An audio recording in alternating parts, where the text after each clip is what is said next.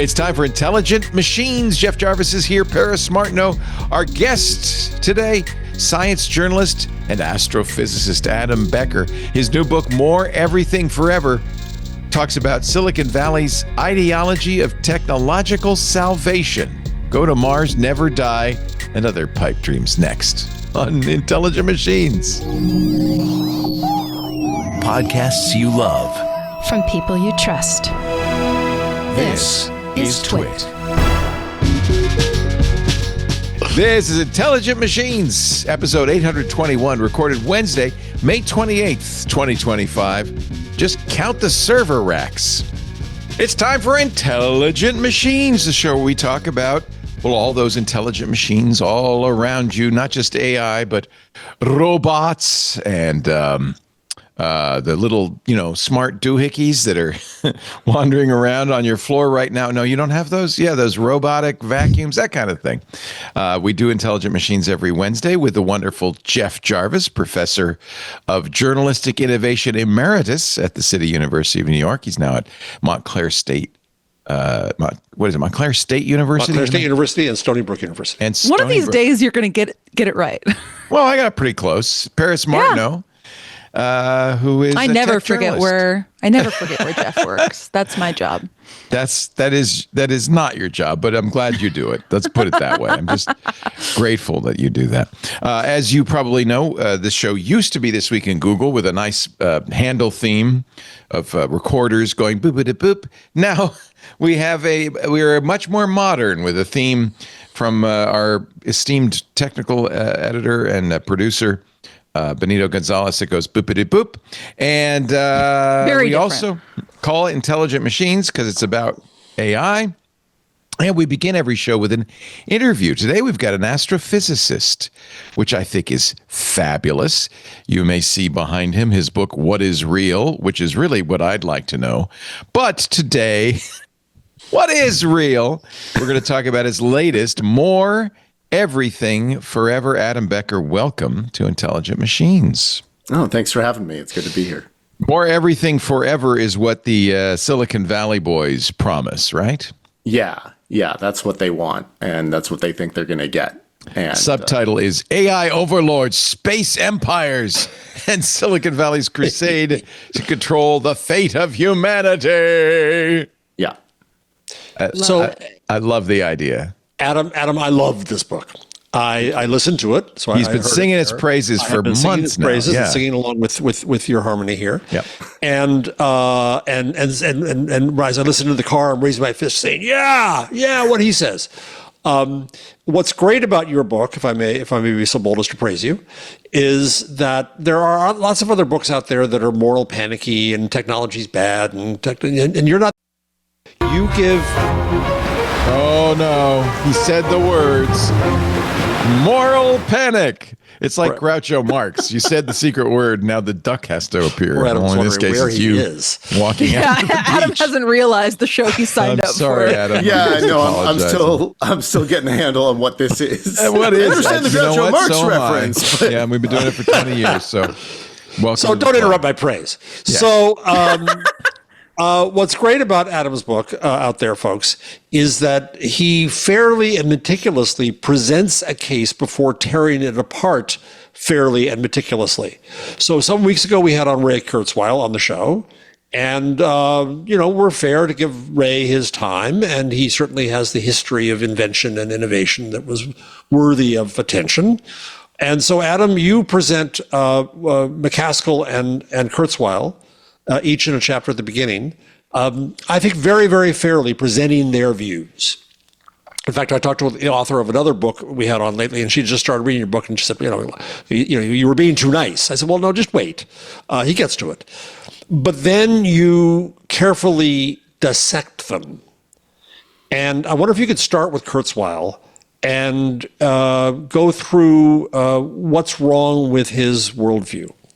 Certainly, although at some point after the show, you're going to have to tell me who thought I was too nice. That's not usually the criticism I get. She hadn't yet gotten to the punchlines. Fair enough. So Kurzweil,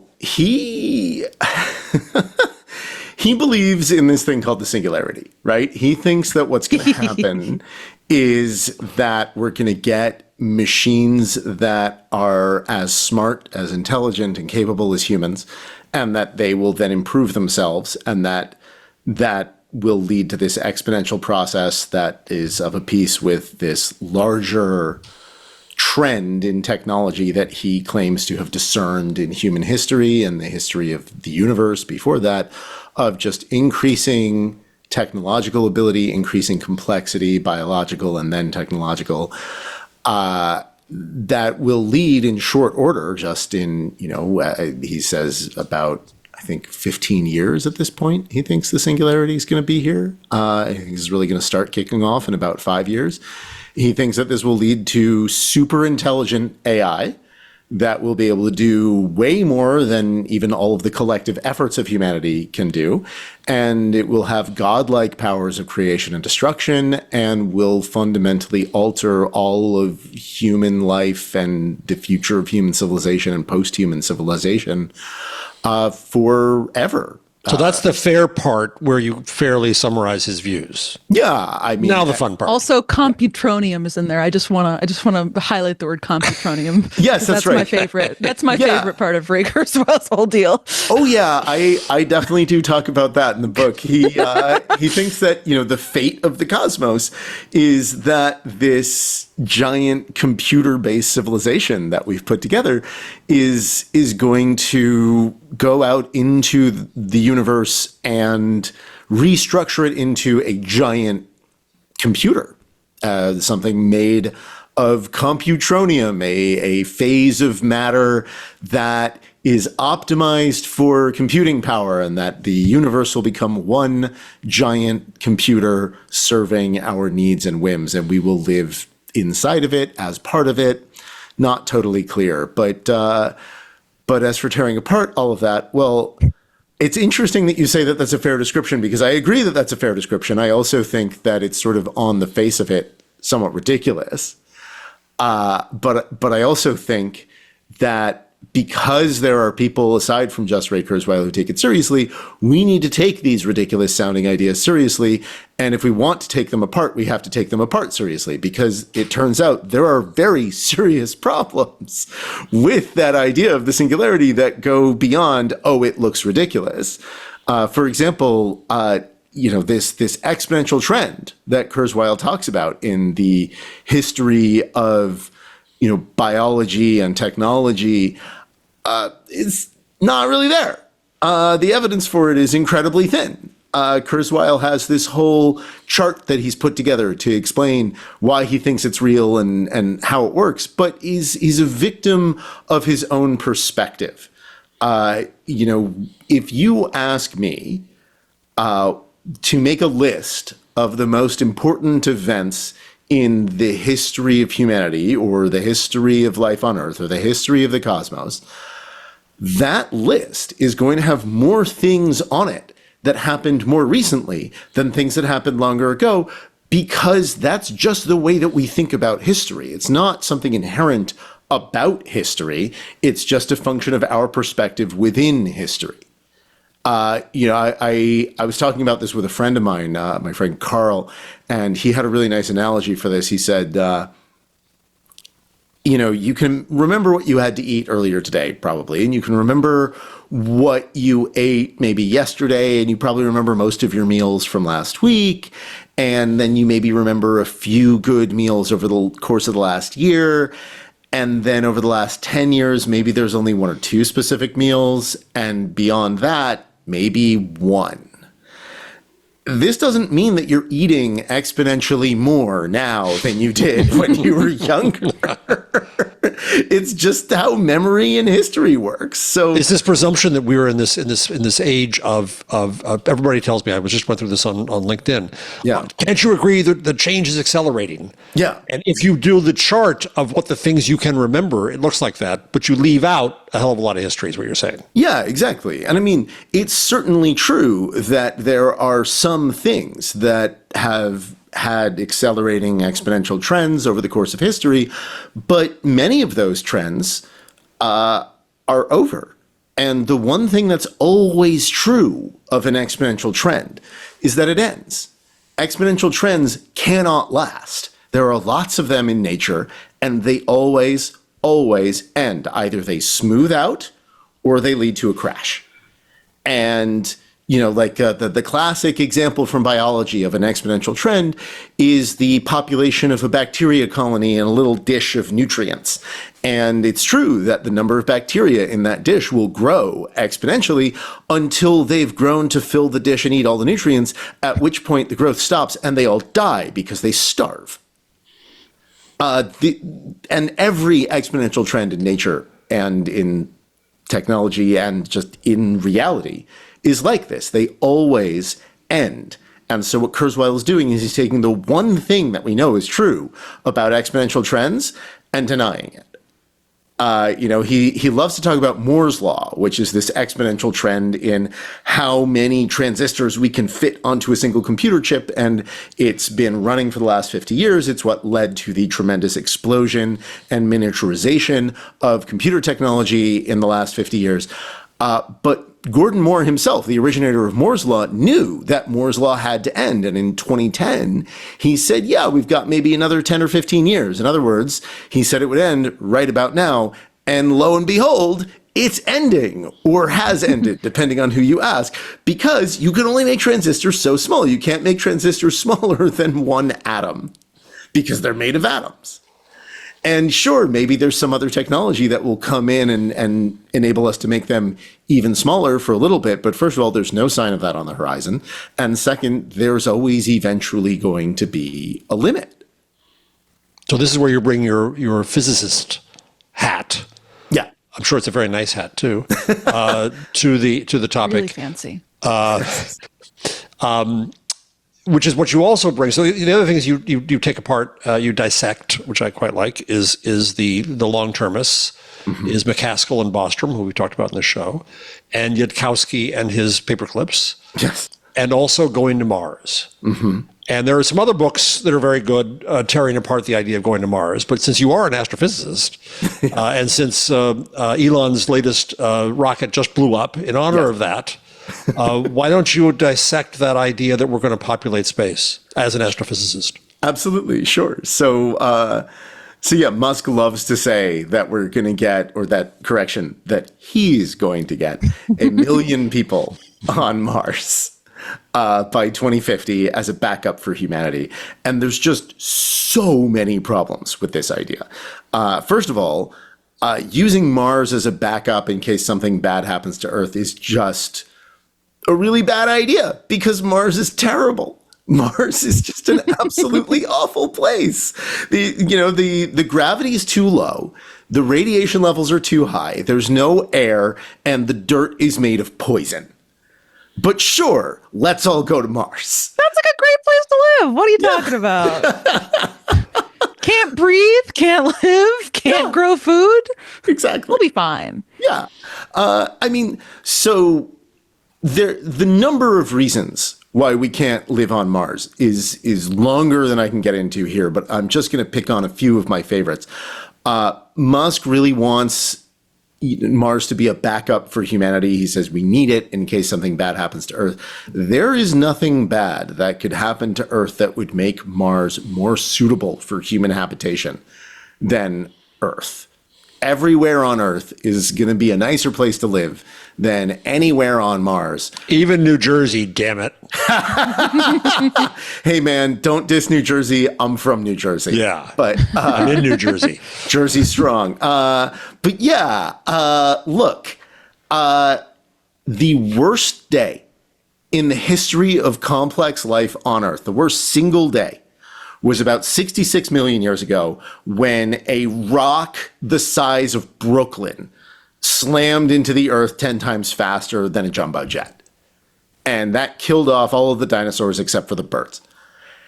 And that single day, a lot of creatures just died that day.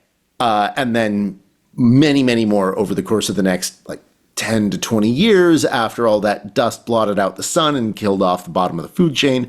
But that day itself, rock was ejected out into space. There's probably little bits of dinosaur bone on the moon from that impact. But a lot of that rock then came back down to Earth and caused the atmosphere to heat up and cooked a lot of things at the surface. Widespread wildfires, enormous earthquakes, just a really, really horrible day. 6 hours after that thing hit, or half an hour after that thing hit, whatever you want.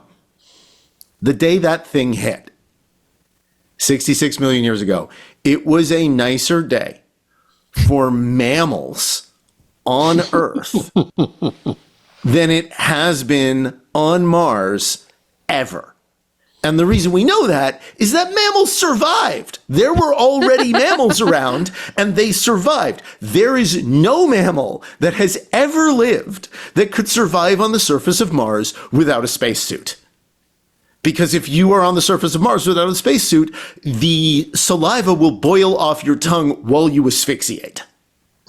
And we can't even keep the robots working on Mars. Yeah, that's right. We can't even keep the robots working on Mars, and the robots were designed to work on Mars. But I'm pretty sure they didn't have spacesuits here on Earth 66 million years ago. So, our life here on Earth is proof that there's essentially nothing that could happen to Earth that would make it less habitable than Mars. Even if the climate change scenario gets as bad as possible, even if we have nuclear war, it will still be better here. There's all sorts of places on Earth that are way more habitable than anywhere on Mars that people don't want to live. Nobody wants to live in the middle of nowhere Antarctica in the polar night. And I don't mean stay there for a science research station. I mean, nobody wants to set up house and have a family and have schools and supermarkets and stuff. Nobody wants to do that in the middle of Antarctica in the middle of the polar night. Antarctica in the polar night is nicer than it's ever been on Mars. The top of Everest is nicer than it's ever been on Mars. And Mars gets more asteroid strikes than Earth does anyway. So why would Mars be a good lifeboat? And this is another one of my favorite things about the whole nonsense. Musk is very, very clear. He says he wants 1 million people on Mars, so that way they can survive and have their own self-sustaining civilization in the event of a disaster here on Earth, so the rockets stop coming. He says they need to survive even if the rockets stop coming. 1 million people is not enough for that.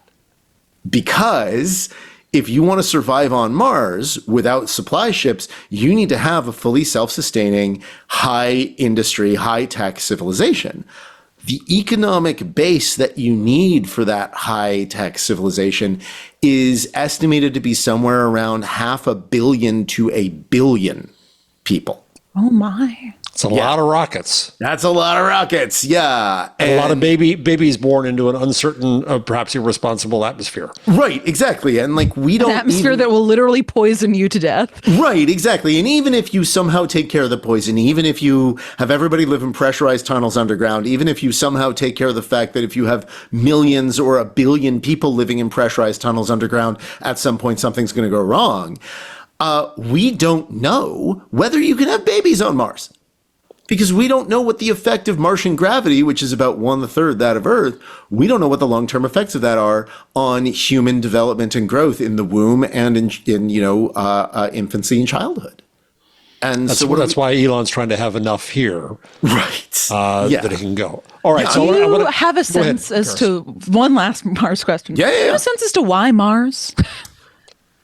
Why Mars in particular? Because Mars is always the one that people are talking about. Yeah, what other planet you going to go to? Really? Mars isn't a good option. As bad as Mars is, Mercury and Jupiter and Saturn. What else? Where else are you going to go? Yeah, part of it, I think, just really is a space station.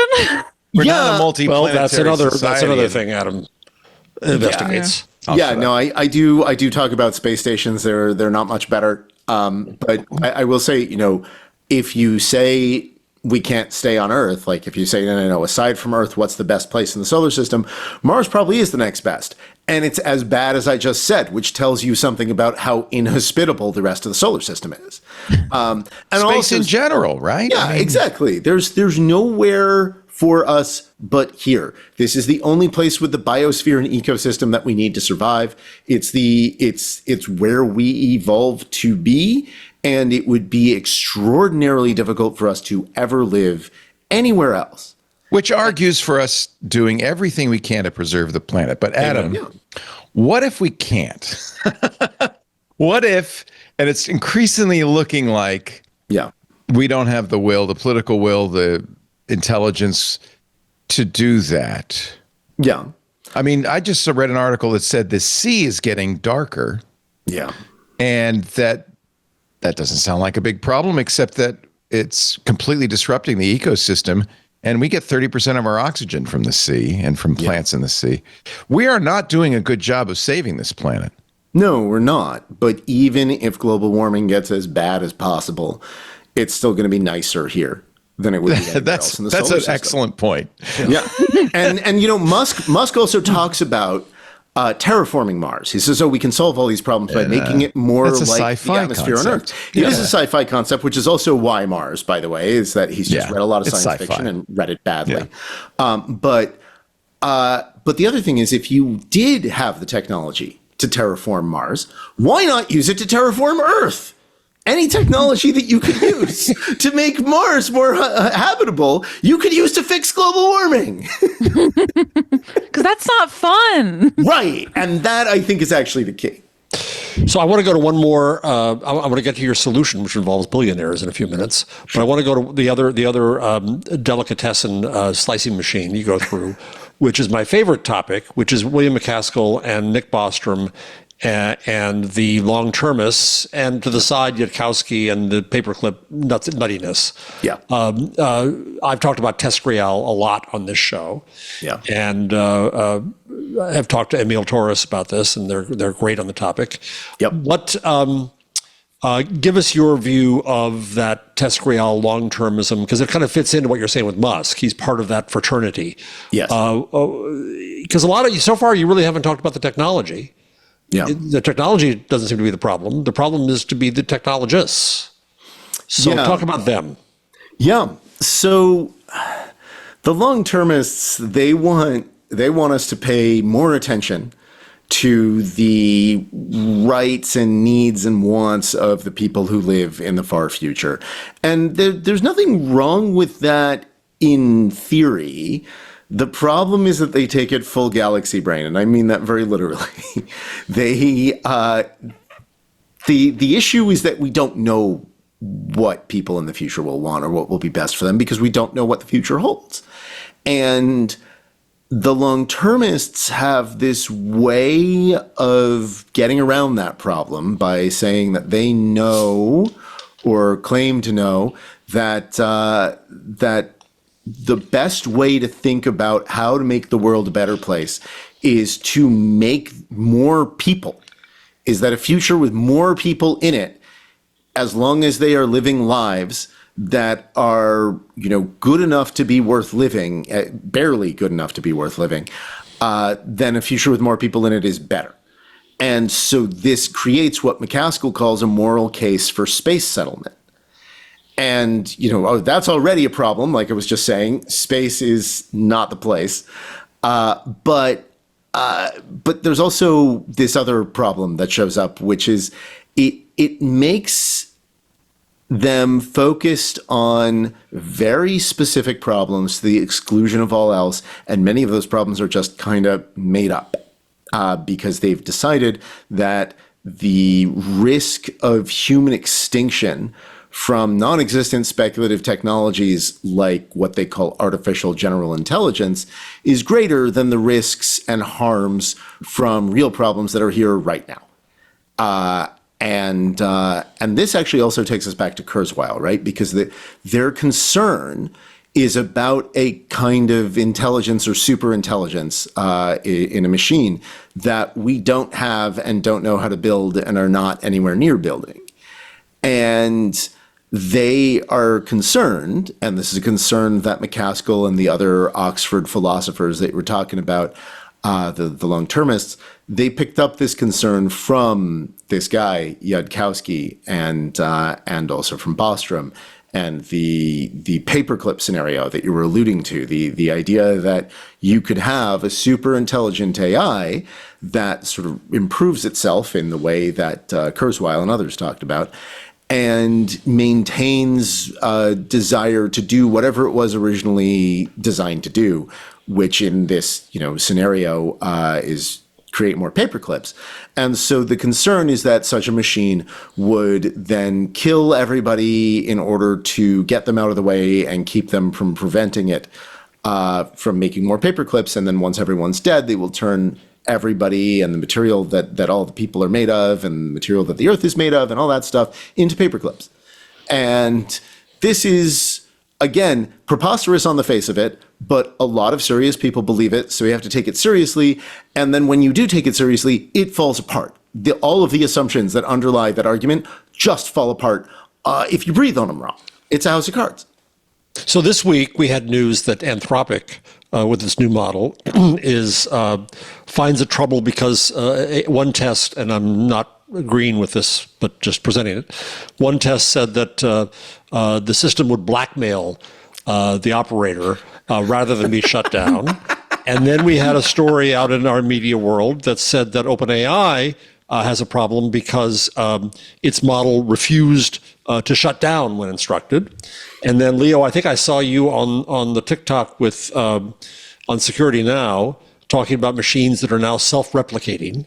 So these kinds of things are just this week in the news ecosystem out there. Yeah, actually, I don't want to. We'll talk about this later because that's a bullshit story, and I don't want to delve into it. It's a misunderstanding of what those AIs are doing. Yep. They're just language machines. Yeah, right. But that's what enters into the policy discussion. That's what enters into it enters the into it because of media's misunderstanding. Yeah. I don't want to propagate that. I really don't. Well, yeah, but that's the point that I'm making here. Is like, yeah, no, I agree with you. Yeah, they're word and text generation engines. Even calling them AI is a PR move. And saying they're going to blackmail you or prevent their shutdown is nonsense. Yeah, I think like a lot of people my age, there are certain tweets that just live rent free in my head and will never go away. And there's this one on this subject that I think actually captures this very, very well. I think it was by a woman named Avery Edison who said, I wrote, "I am alive" on a piece of paper, put it in a photocopier, and press start. What happened next has shocking implications. Exactly. Published by That's a nice way to put it. Yeah, That is. Revan Koos at the New York Times. Yeah. Yes, exactly. Yes. The most credulous man alive. He has never heard anything that he didn't believe. Those printers are scary, man. You got to watch out. They're going to steal your wife. Yeah. What if you wrote "you should leave your wife" on a piece of paper and put that in the machine and press start? Oh no! The Xerox machine is in love with me. Yes. Front page news. Yes. So what do we do about media coverage? How the hell do we improve it? I mean, I wrote a book. Credulous, yeah. Well, I wrote a book to try to help with that. I'm one of my other fancy hats is I'm a journalist, and so I wrote a book saying, "Hey, all of this is nonsense. Don't do this. Don't believe this stuff." But I also think we need to change how we talk about it. I think that we need better journalism on this subject, and I think we also need better social norms around this, right? And I realize that that's a very weak tool to use, but at the moment it's kind of the best one that we've got. I think that we need to help people understand that these things are not alive, they are not thinking, and that treating them like they're people is unhealthy and in some cases rude. Substituting a person with one of these text generation engines, I think is more rude than, say, going to lunch with someone and spending the whole time staring at your phone. I think that it's going to be increasingly difficult, as we're seeing already, to convince people to shift their immediate opinions of this. It seems these tools come across in a way that people intrinsically believe they have agency, they have knowledge, and that is kind of the first instinct of a user. And I think that's very difficult to actually address. I feel like, I mean, this is a complete just thought that came to my head, but I feel like shame is probably the only way that we could do it. Is just like collectively as a society decide it's kind of embarrassing and cringy to believe earnestly that the AI is real and wants to steal your wife. And I think that social shame could do the trick. I think that that's a good idea. And we've seen that work before, right? When like Google Glass came out. Remember Google Glass? Oh, yeah, I got it in there. Yep. Yeah, and there was a lot of shame and a lot of, oh, bro, don't record me. What the hell? So I think that shame can be powerful for something like that, and I think it's sort of the kind of thing that shame is for. Right? Because sometimes it's good to shame people, right? If someone doesn't believe that global warming is real, we should shame them. Yeah, they should get dunked on. Yeah, exactly. If someone is racist or, like if someone believes that certain races are smarter than or better than other races, we should shame them. That's what shame is for. That's what shame does. I think shame is a powerful tool that we can use to change the narrative around AI, and we should. Yeah. So your suggestion in the end, not to do a spoiler here, No, that's fine. relates to billionaires. Yeah. Again, you're not really talking about the technology, you're talking about the technologists. What should we do with billionaires? Yeah, I mean, I do think that we should do something about the technology as well. I would like to see better regulations around AI and around space companies. But I also think that part of the reason that's difficult is that we've allowed billionaires to happen. Louis Brandeis said, 100 years ago, that we can either have great people having, great accumulation of wealth, a great uneven distribution of wealth in this country, or we can have democracy. And we can't have both. And I think recent events have shown that this was true. And billionaires exist because we allow them to. If we came together as a country and said, you know what? Nobody needs $1 billion. $500 million is enough. Nobody needs more than that. We could institute a wealth tax. And we could say, yeah, anything over $500 million, that goes back to the rest of society, because guess what? You did not build the things that brought you that wealth alone. Obama was right when he said, you didn't build that. You did not. Nobody does anything ever in life alone. Nobody does anything alone. It would not be possible for these tech billionaires or any billionaire to amass the wealth that they have without a stable functioning society that allows for the kind of economy that allows them to, create that kind of wealth. They would not have been able to amass that wealth without public transportation infrastructure. They would not be able to amass that wealth without public education infrastructure. And they, because they wouldn't have a trained population of workers or consumers. And in Silicon Valley in particular, they would not have been able to amass that wealth without the government creating and investing in most of the early, stuff that has allowed the tech industry in general and the internet in particular to explode. ARPANET, the original form of the internet, was created by the U.S. government.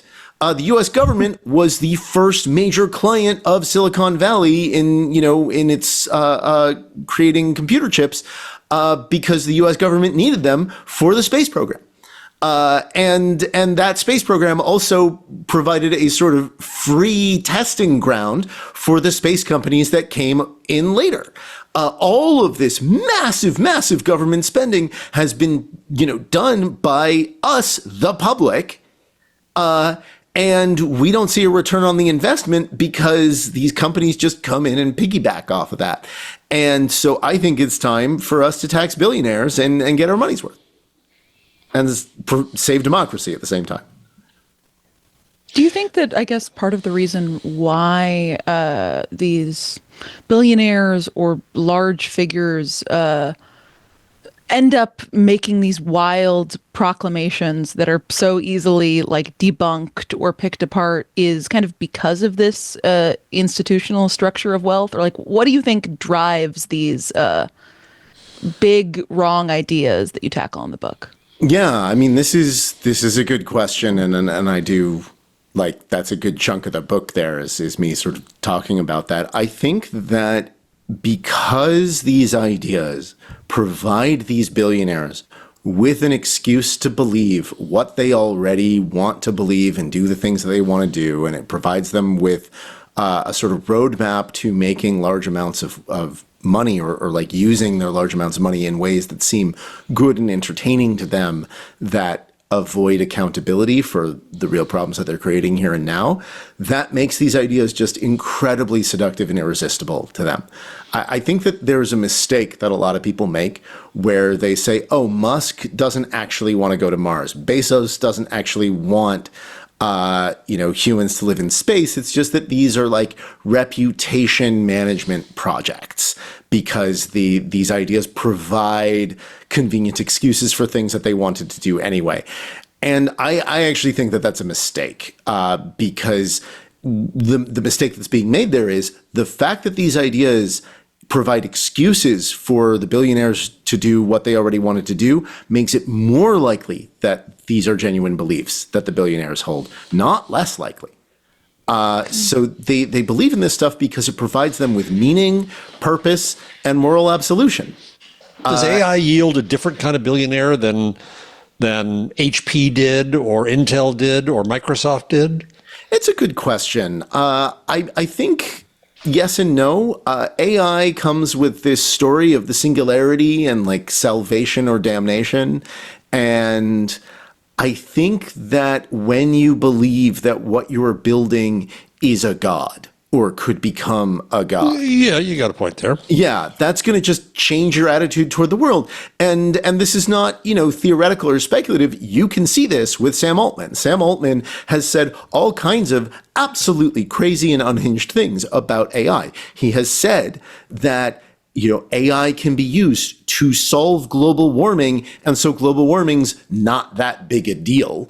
Because, he said because we'll figure it out in post. Exactly. Right. Yes, and he's not the only one saying this. What's his name? Eric Schmidt said the same thing and is saying the same thing. And saying that they say it's not that big a deal.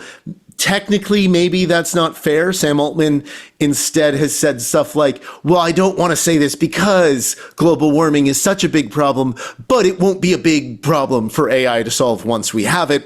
And we're going to have that in the next 4 years. So it's really not that big a deal. It's really very silly and very transparently a way of getting around the problems here and now. And I think he really believes it. And that's nuts. I do think that if you think you're building a god, if you think you're building the last invention that humanity will ever need to make because it will save the world from everything, then yeah, that's going to change your approach to things like democracy or your place in the wider world or even philanthropy. That's a good point.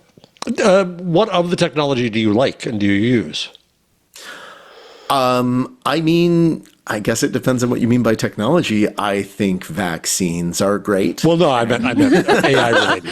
I love modern medicine. Yeah, exactly. I drive a car once in a while. Yeah, exactly. Yeah. AI related? So, like I said, AI, the AI systems that exist now, the term AI, I think, is a marketing tool. It's not like, because like when I was a kid, right, like 30 years ago, AI, that meant like commander data from Star Trek. Now AI is not that. You mean everything from a chatbot to an algorithm to exactly. a processing tool used in vaccine development to a different chatbot. Precisely, yeah. And so like there are AI tools that I use. I don't really use generative AI like ChatGPT for a variety of reasons. It's not very useful in my work, and I also think that it's it's the fruit of the poison tree. There are ecological problems with using that technology. There are intellectual property theft issues with that technology, and there's also exploitation of people in the world outside of the U.S. and Europe with that technology. But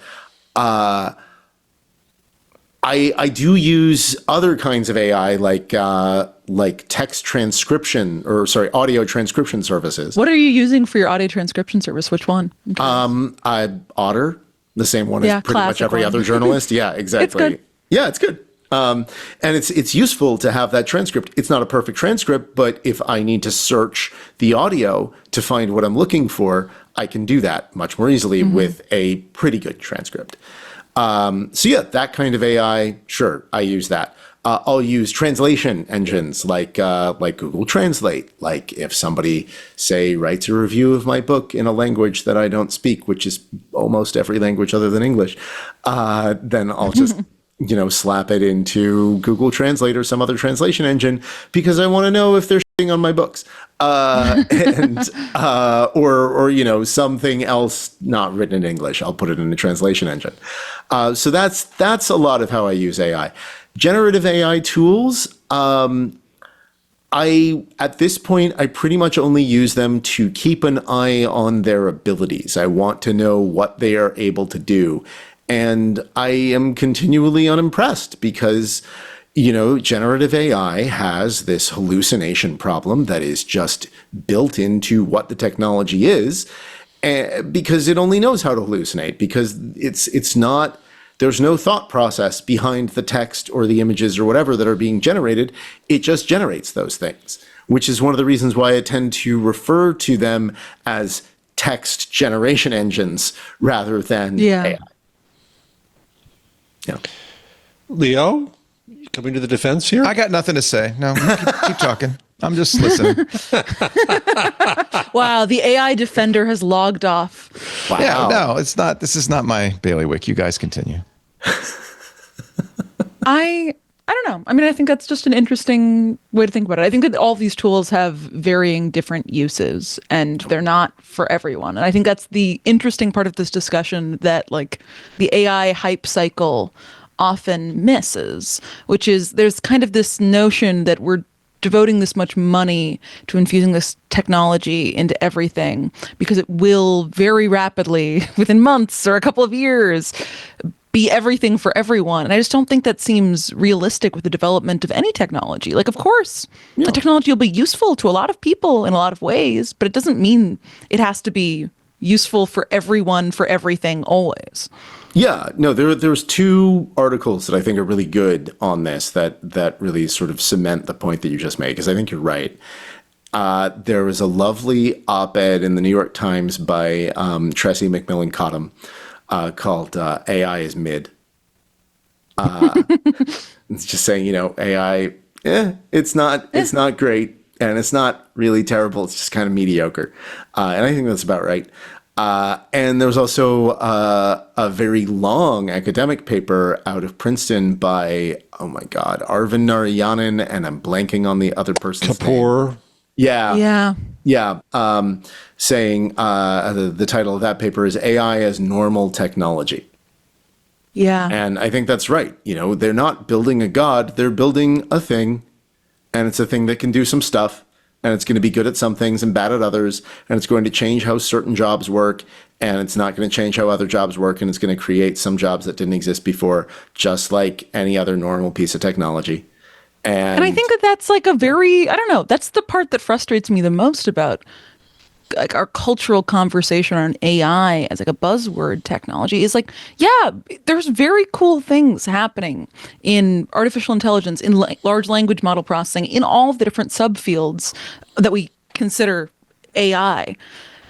But I feel like they're being obfuscated by the fact that people are screaming from the top of rooftops, this is the best thing ever. You should be using this for everything, always, no matter what. And if you're not, you're dumb and not going to have a job. And nothing about your life is going to make sense because it's all or nothing. And that's just, I mean, maybe I'll be wrong, but that's just not how any technology we've ever seen before works. And it doesn't seem, based on what we've seen, at least over the last couple of years, that this is how this is working. It's going to be very useful for quite a few things.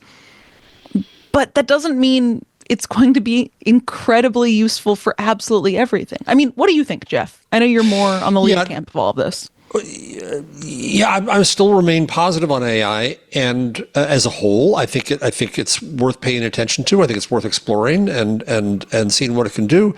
And I think that the industry, and it is an industry now, is making a terrible mistake by overpromising, by saying that it can do everything, by acting as if it's at the worst end of it. It's the God complex, or the doomster, either the God devil complex, or the devil. Yeah, right.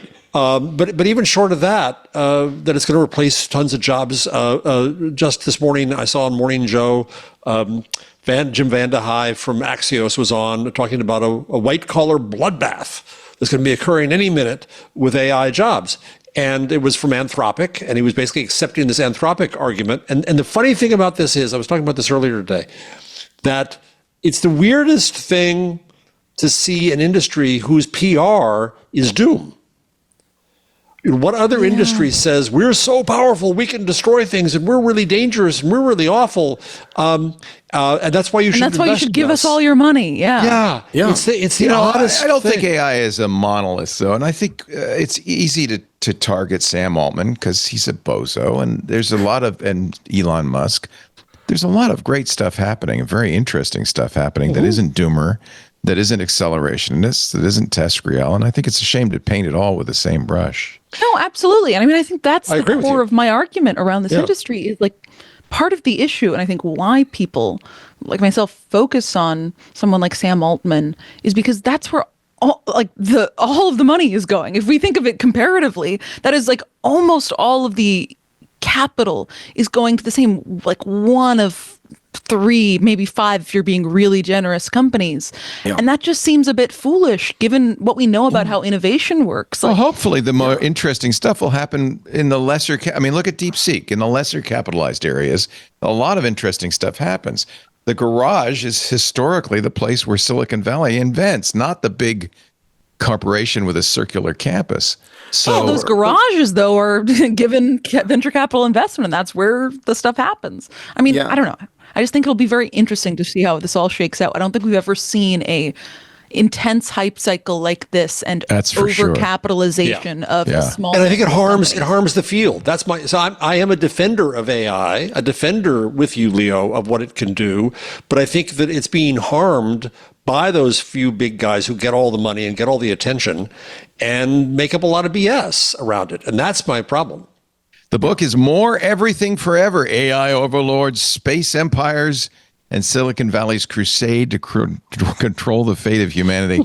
I love it that Adam Becker is an astrophysicist. Who better to examine these issues? Adam, thank you so much for making the time to be with us. I appreciate it. Oh, no, thanks for having me. What is real, by the way? Just out of curiosity. Yeah, can you give us a quick 30 seconds on what is and isn't real? Well, I'll tell you, that we know. My favorite Amazon review of the book was someone who gave it 1 star because they said it's 300 pages long. At the end, he says he doesn't know. You should never be honest if you want a good review on Amazon. That's for sure. Adam, thank you so much for your time. Thanks so much, I really Adam. appreciate it. Thanks Thank you for so having much. me. I'd love to come back anytime. Thanks. Please. Cheers. Thank you. Take care. Bye. Adam Becker, everybody. Intelligent Machines continues in just a moment with AI news, but first a word from our sponsor, Zscaler, the leader in cloud security. You know, when we talk about all the negatives of AI, one of the big negatives is that bad guys can use AI to breach your organization. Hackers have found a great ally in AI. Yeah, sure, AI powers innovation and drives efficiency, but it also helps bad actors deliver more relentless and effective attacks. And I'm not talking about Nicolas Cage here. We're talking about phishing attacks over encrypted channels.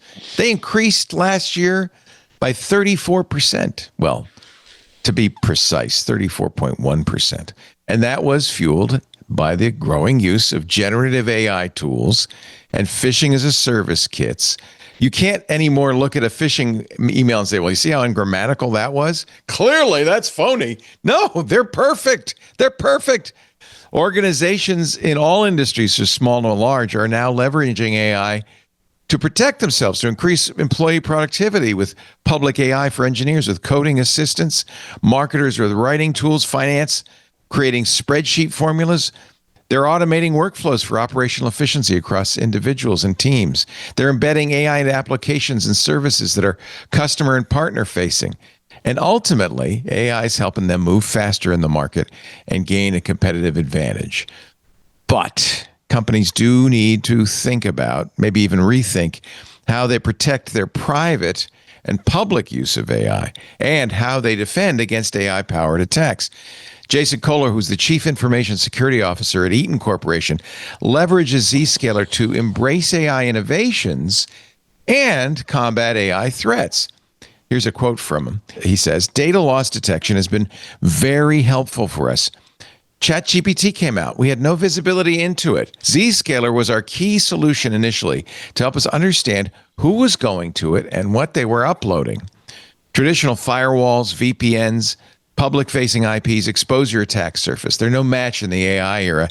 It's time for a modern approach with Zscaler's comprehensive zero-trust architecture plus AI that ensures safe public AI productivity, protects the integrity of private AI, and stops AI-powered attacks."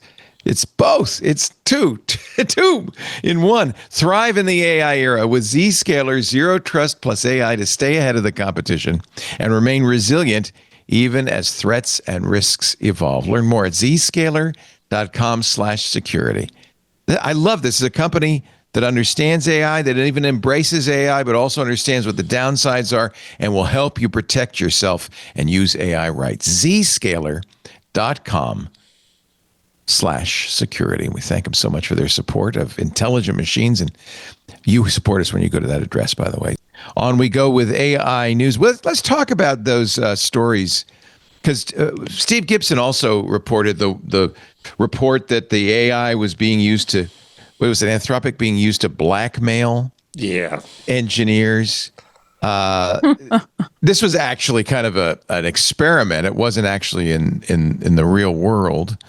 Because how is it going to get blackmail with whom? Does it have a phone? So the way it happened, Bank account? I'm calling your wife with my strange voice. right? It said, "I know you're sleeping around, and I'm going to send an email." And if it turned out it was given email access, so it in theory could have. But I think it's much more likely it was rehashing the plot of a detective novel it had ingested than actually. Exactly. And this is what Steve said. And in fact, I wrote it down because I thought it was so good. He said, let me get the quote exactly. I have it from yesterday's Security Now. Pull up my notes from yesterday. Should have had this to hand. And last week, I think you talked about replicating machines. So I'd be curious to hear what he said about that. He said, this is Steve's quote: "When a human being says, 'I want a lollipop,' it's an actual expression of desire. There's an entity with an ego that wants something. But when a large language model emits the same words, 'I want a lollipop,' or 'I'm going to blackmail you,' whatever, there's no I present to do any wanting. It's just an algorithm that selected that sequence of words. There is no I. I like that. Yeah.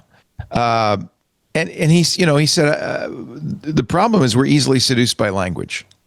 And we also, I think, are biologically built to think of entities like that as people. They're not. That's, in a way, to me, that was the takeaway from Stochastic Parrots, was that we would ascribe more importance to what these machines said because they are machines. We imbue them into them. Yes. Yeah. Yes. Anyway, but I don't want to repeat the stories. Was that it was kind of ridiculous. Say again? I'm sorry. But it was the press. It was the press about it. Oh, they jumped on it. That's the more of the story. Yes, of course they did.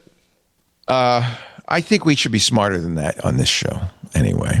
But I think the nature of our format allows us to explain to people why that is a misinterpretation and not fall into the trap that many advertising click-supported media outlets go to, which is you've got to have a headline that will cause people to click, and what causes people to click but something that gets them afraid or angry or energized in some way. Our blessing is that we have no ads and we don't care. Well, we do have lots of ads this week. We do have ads. Actually, we have a lot of And ads. we do today. care. Yeah. So tell me about this. Adam was quoting this AI is normal technology piece. This was from the Knight Institute at Columbia.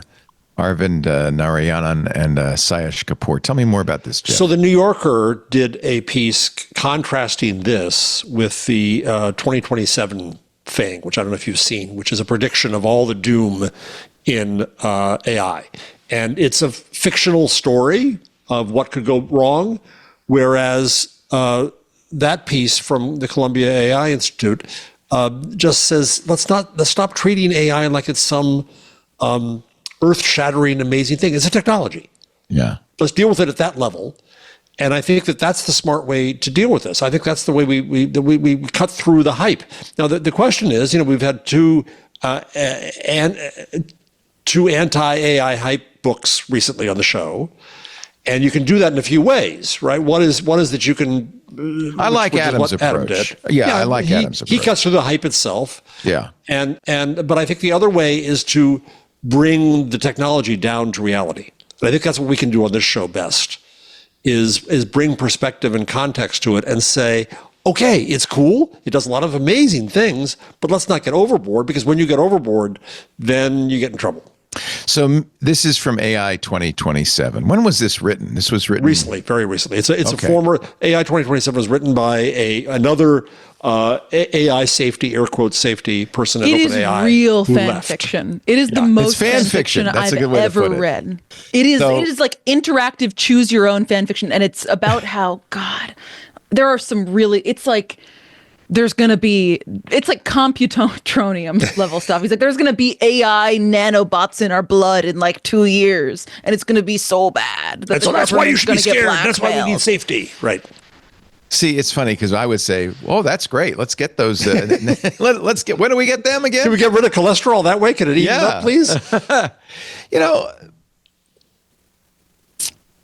Go on. It's funny because I have a mixed. Look, I'm not into the doomerism, nor do we really know what's going to happen. I think it's very clear we have no idea. No, prediction is ridiculous. We have no idea, and we are seeing things happen in with AI tools like VEO3, the new Google tool, that are mind-bending. Yes. That we didn't even think possible. What was the video of the guy eating spaghetti, right? 2 or 3 years ago. That was just, it was awful. And now we've got, and we showed a couple of these. I've been showing them on other shows as well. We showed one last week. AI is now talking. AI is, VEO is making video that, I'm sorry, but I think is indistinguishable from the real world. It's changing my view of other things. I look at other images and I think, that's too good. That's going to be AI. Now. But it's right. There was a picture of the next cast of kids for the HBO Harry Potter thing, and they looked like they were AI generated to me. That was my first presumption. This is, and I showed this to Lisa, and at first she thought it was real. This is influencers. Has just occurred on the outer ring of the city. We'll now be going live to our top influencer opinions. OMG, people, the world is ending. Are you seeing this? This is actually so exciting. No, I know it's chaos, but you got real survivor's wife energy. That's cool. I like them feisty. Like, it would totally be better if we ran it, Men literally destroy everything, and my girls need to stop being so soft with these basic losers. Who even needs men, right? Anything a man builds just gets destroyed by a different man. Lisa wanted to believe it. This collapse is literally the perfect dip. She only watched a few seconds. The point is, if you just quickly glance at it, it looks real. Well, did you watch the Joanna Sterns jumps one? into the lava, right? did you watch Joanna Sterns on the Wall Street Journal? Even as No. I was telling you, this is the time. This all of her preparation for her close up has come to this. It is amazing. Leo. Set it up, and I'll pull it up. So she got it's. I have it somewhere in the rundown there.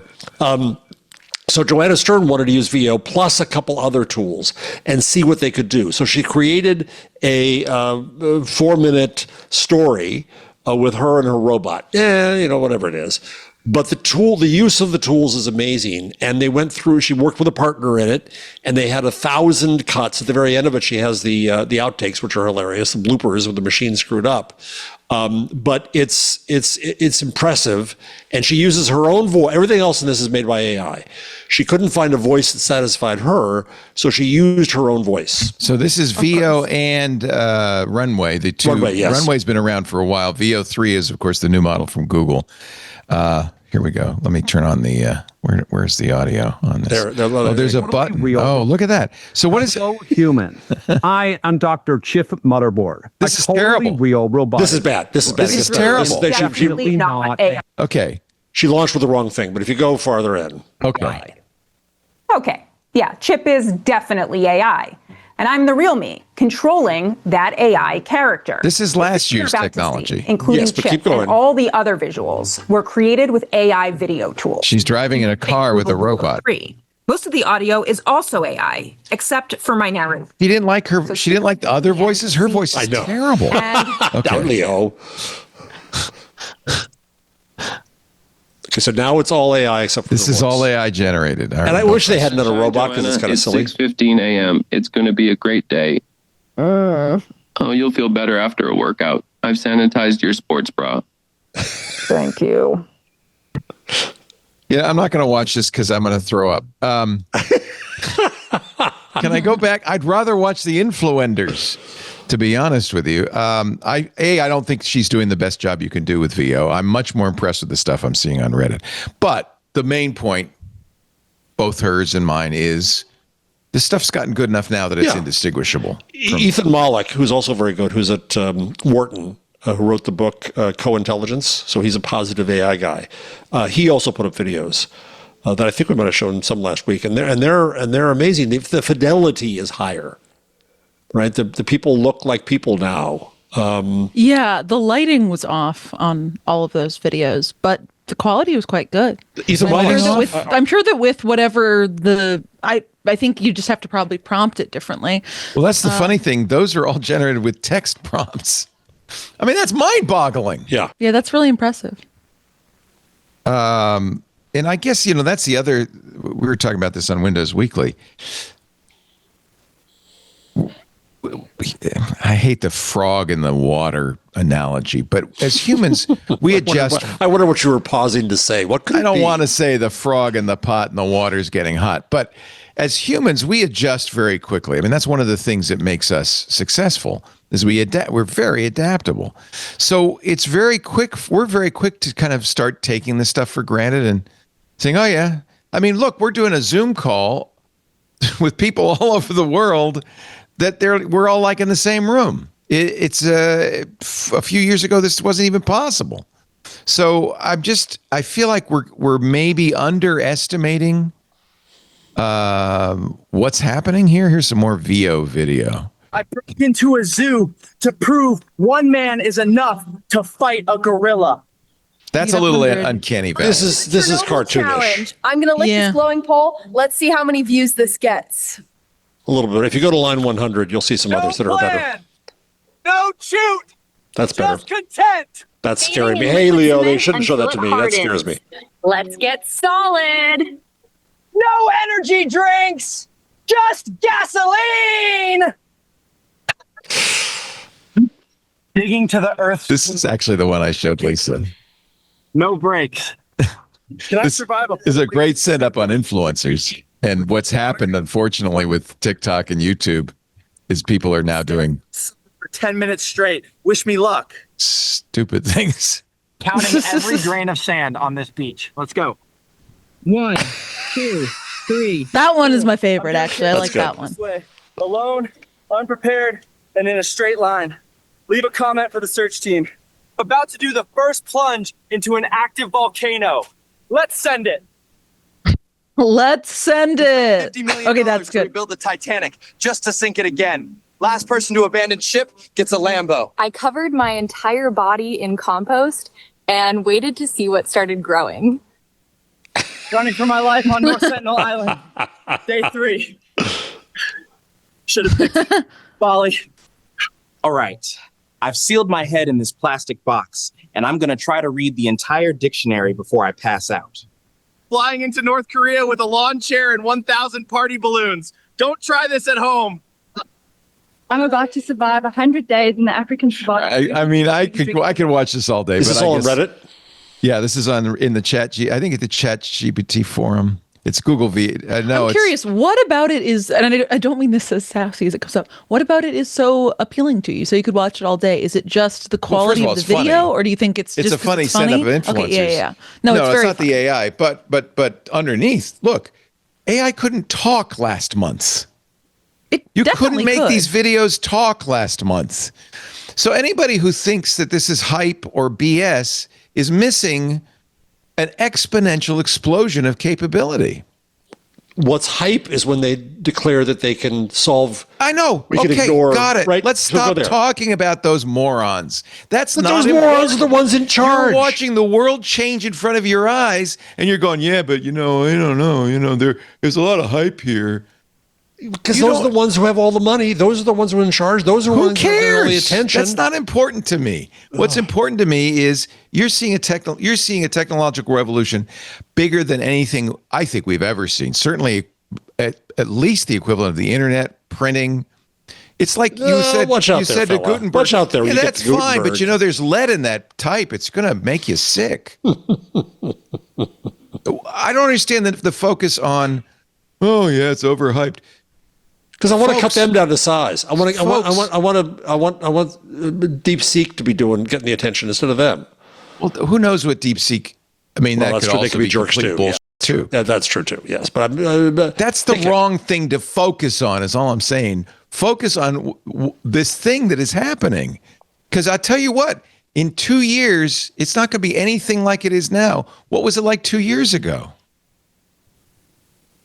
I mean, I think you're right. Yeah, the videos are incredibly cool. It's cool that they're able to produce stuff via text that has the lip sync up to both like audio and things like that. It's awesome. But I think the reason why Jeff and I sometimes preface this by being like, yeah, it's mishyped or overhyped is because that's not what these companies are raising money on or what any of these companies are trying to do. What they're trying to do with the billions of dollars they've raised is like create technology that's going to be used by governments for advanced warfare or replace workers en masse or do a lot of things that will have profound impacts, if they're even realized somewhat, on everyday people's lives. And I do think that's something worth keeping in mind while we're also like, yeah, the videos are pretty cool. Business owners are using AI-generated concerned residents that aren't real to oppose a bus project in Toronto. This is the future of protest. AstroTurfing? Yeah, but astroturfing that's so good, so effective, you can't tell it from the real thing. The problem, of course, is going to be that then city governments are going to say, well, we don't know if any of this is real. What are people complaining about? Right. I think what I'm somewhat concerned about with this sort of stuff. I mean, it's really cool. Like, I'm not saying there's not negative consequences but at all. Then, what about a world for where that plays out logically, where someone's like, well, we can't trust any of the videos we're seeing, so we're only going to count people's votes who are concerns lodged in person because we can at least prove that. Does that shut out people with disabilities, or does it give an excuse to just not listen to your constituents? I just think that all of this is really compelling and interesting and exciting, but it also introduces a lot of moral questions that we as a society need to start talking about, as to how we're going to deal with a world where you can very easily make a video of anything that is completely indistinguishable from reality. And then what? I mean, that's the question. What do we do in that world where suddenly there's nothing to do? I got bad news for you. Oh yeah, there is. I'm saying I'm this is coming. No, it's Leo, like saying, "Oh Leo, my God, the tsunami is coming." I'm not saying we need to stop the tsunami. Pail. I'm just saying, like physically, if you're doing the tsunami, if you want to take the tsunami metaphor to its end, tsunami is coming. Are you just going to stand there? Are you going to go walk somewhere else? Would that even help? Who are you going to talk to in the 5 minutes before the tsunami hits? I think there are a lot of questions about how we, as a society, should change our approach to thinking about content, or how we should be having conversations about these sort of technologies. I think there are a lot of things one can do that are not just no AI anymore, because obviously that's not an actual answer. Pardon me for this. So Google has created Veo 3, which is the tool that is really stimulating this conversation. This is where these videos are coming from. And Google, by the way, is surprisingly safety focused, as is Anthropic. I think a lot of people, Steve, and I'm not sure I agree with this, talked about yesterday venice.ai, which claims to be a completely uncensored AI. Nothing is off limits. You can do whatever you want with it. Including making, images of people that are real. Now, I'm not sure. I don't think this is. I'm not thrilled about this. But I don't know how. It's not illegal. We create new institutions. I'm going to go back to Gutenberg. When print came out, it was not trusted. The provenance was not clear. Anybody could make a pamphlet, and you trusted people you knew until we created the institutions of editing and publishing. Come magazines. How long did that take? Century. Okay. Well, I'm not going to be here for that part, but so when steam-powered presses came out, there was an explosion of speech, and Harper's magazine was created to find the good stuff because there was too much. That's the response we need. Is what is it we create to solve this problem rather than just merely complaining about it? I'm more interested in the technology and what's changing. That's all. I understand. Okay. So let's try this because I see you were in the chat. Let's take away both extremes, Kurzweil and Kurzweil complainers. Right. So I was rolling my eyes. Ray's an amazing guy. He's had a lot of history, but Singularity and all that just had me rolling my eyes. I think we don't know. Wait a minute, though. Then you have the. You can say that, but that's just as speculative as him saying that's going to happen. We don't know. But I'm saying if you're complaining about the person who just now was dealing with complaints about the AI culture, then I think that we've got to look at the other side of this and say that those who are pushing the high end of this, that's on one realm. Okay, so if you want to do away with that level and deal with what's actually happening today and how it's going, okay, let's do that. But I think then you eliminate both extremes. And that's okay. I'm okay with that. Yeah, I'm down to talk about what's actually happening with AI, but I think that means we don't talk about what people say is probably maybe going to happen in 5 to 10 years if you believe them. That's BS. But I think it's just as much BS to say it ain't going to happen as say it is going to happen. I don't think we know what's going to happen. And I think that I think you can demonstrably say we didn't know what was going to happen 3 years ago that's happening right now. So it's not predictable. That's part of the weird thing about AI. It's just not linear. It's not predictable. It's not what we thought was going to have happen. So I think saying there isn't going to be a singularity is equally ill-founded as there is. We just don't know. We just don't know. I think though we've made that argument.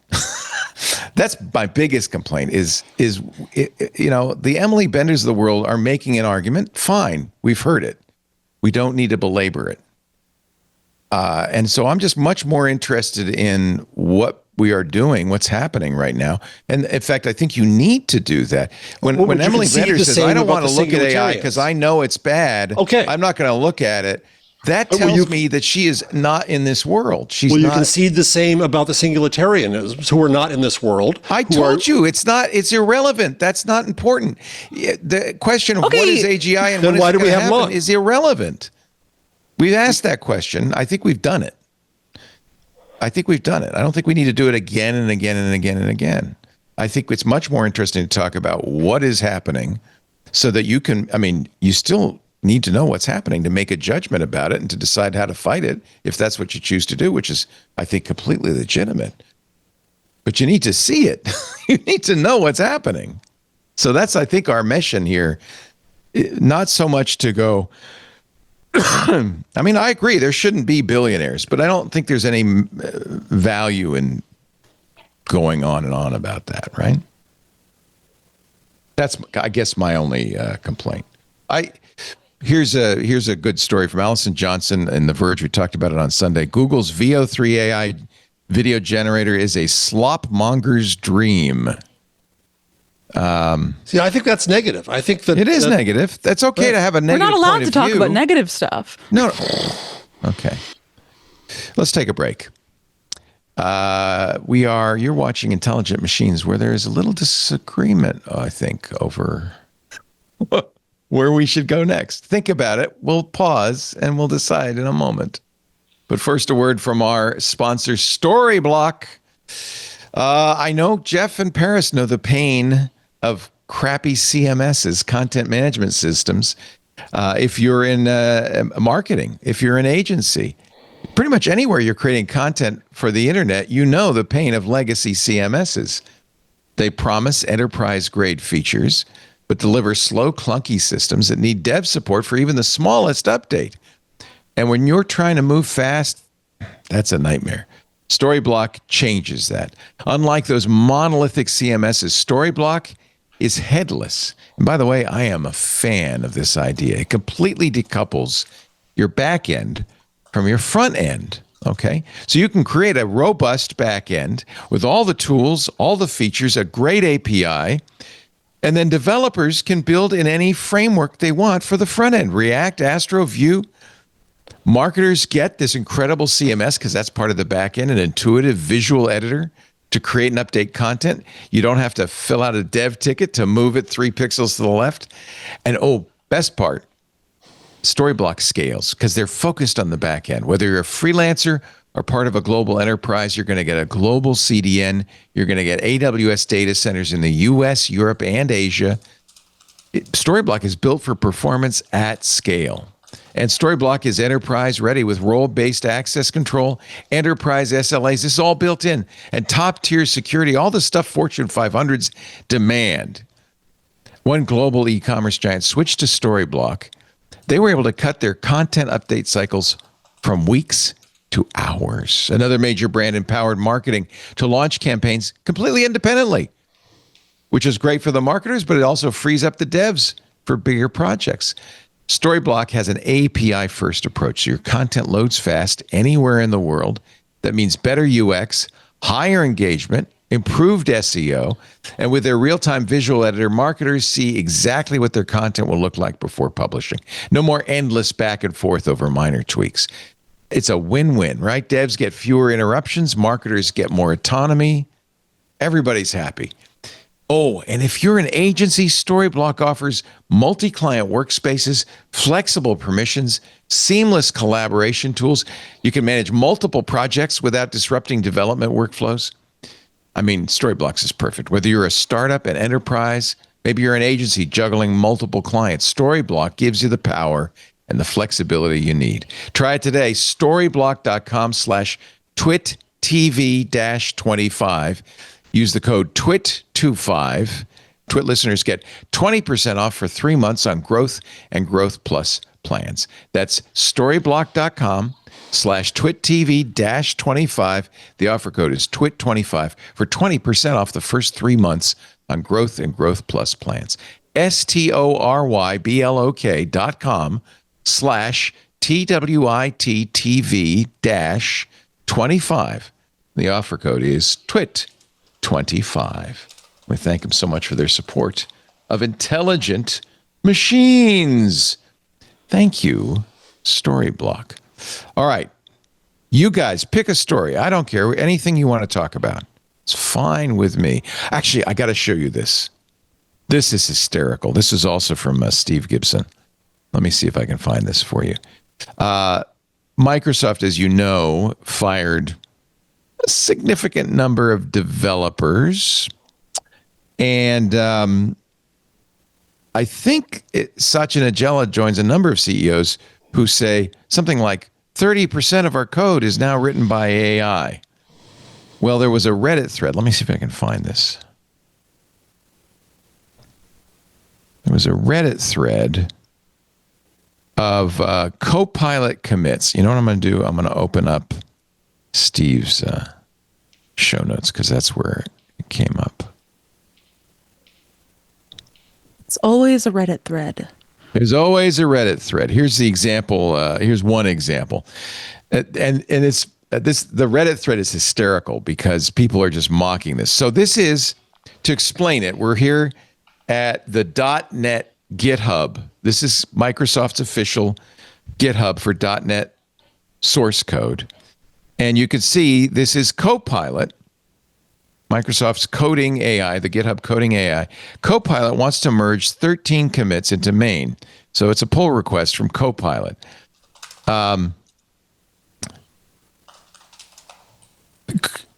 Actually, let me do a different one. This one's not as good as the one Steve used because it's a little bit clearer. Copilot essentially misunderstands the problem, writes the code. This one is an out-of-range check in a regular expression parser. Instead of trying to fix the underlying code, Copilot says, oh, just fine. What we'll do is we'll just test and see if it's out of range, and we'll say no answer. So the developer, in this case, a guy named Stephen Tobe, says, hey, Copilot, that seems like it's fixing the symptom rather than the underlying issue. Let's see if we can fix the underlying issue. Take a look. Copilot says, oh, you're right. This fix addresses the symptom, not the root cause.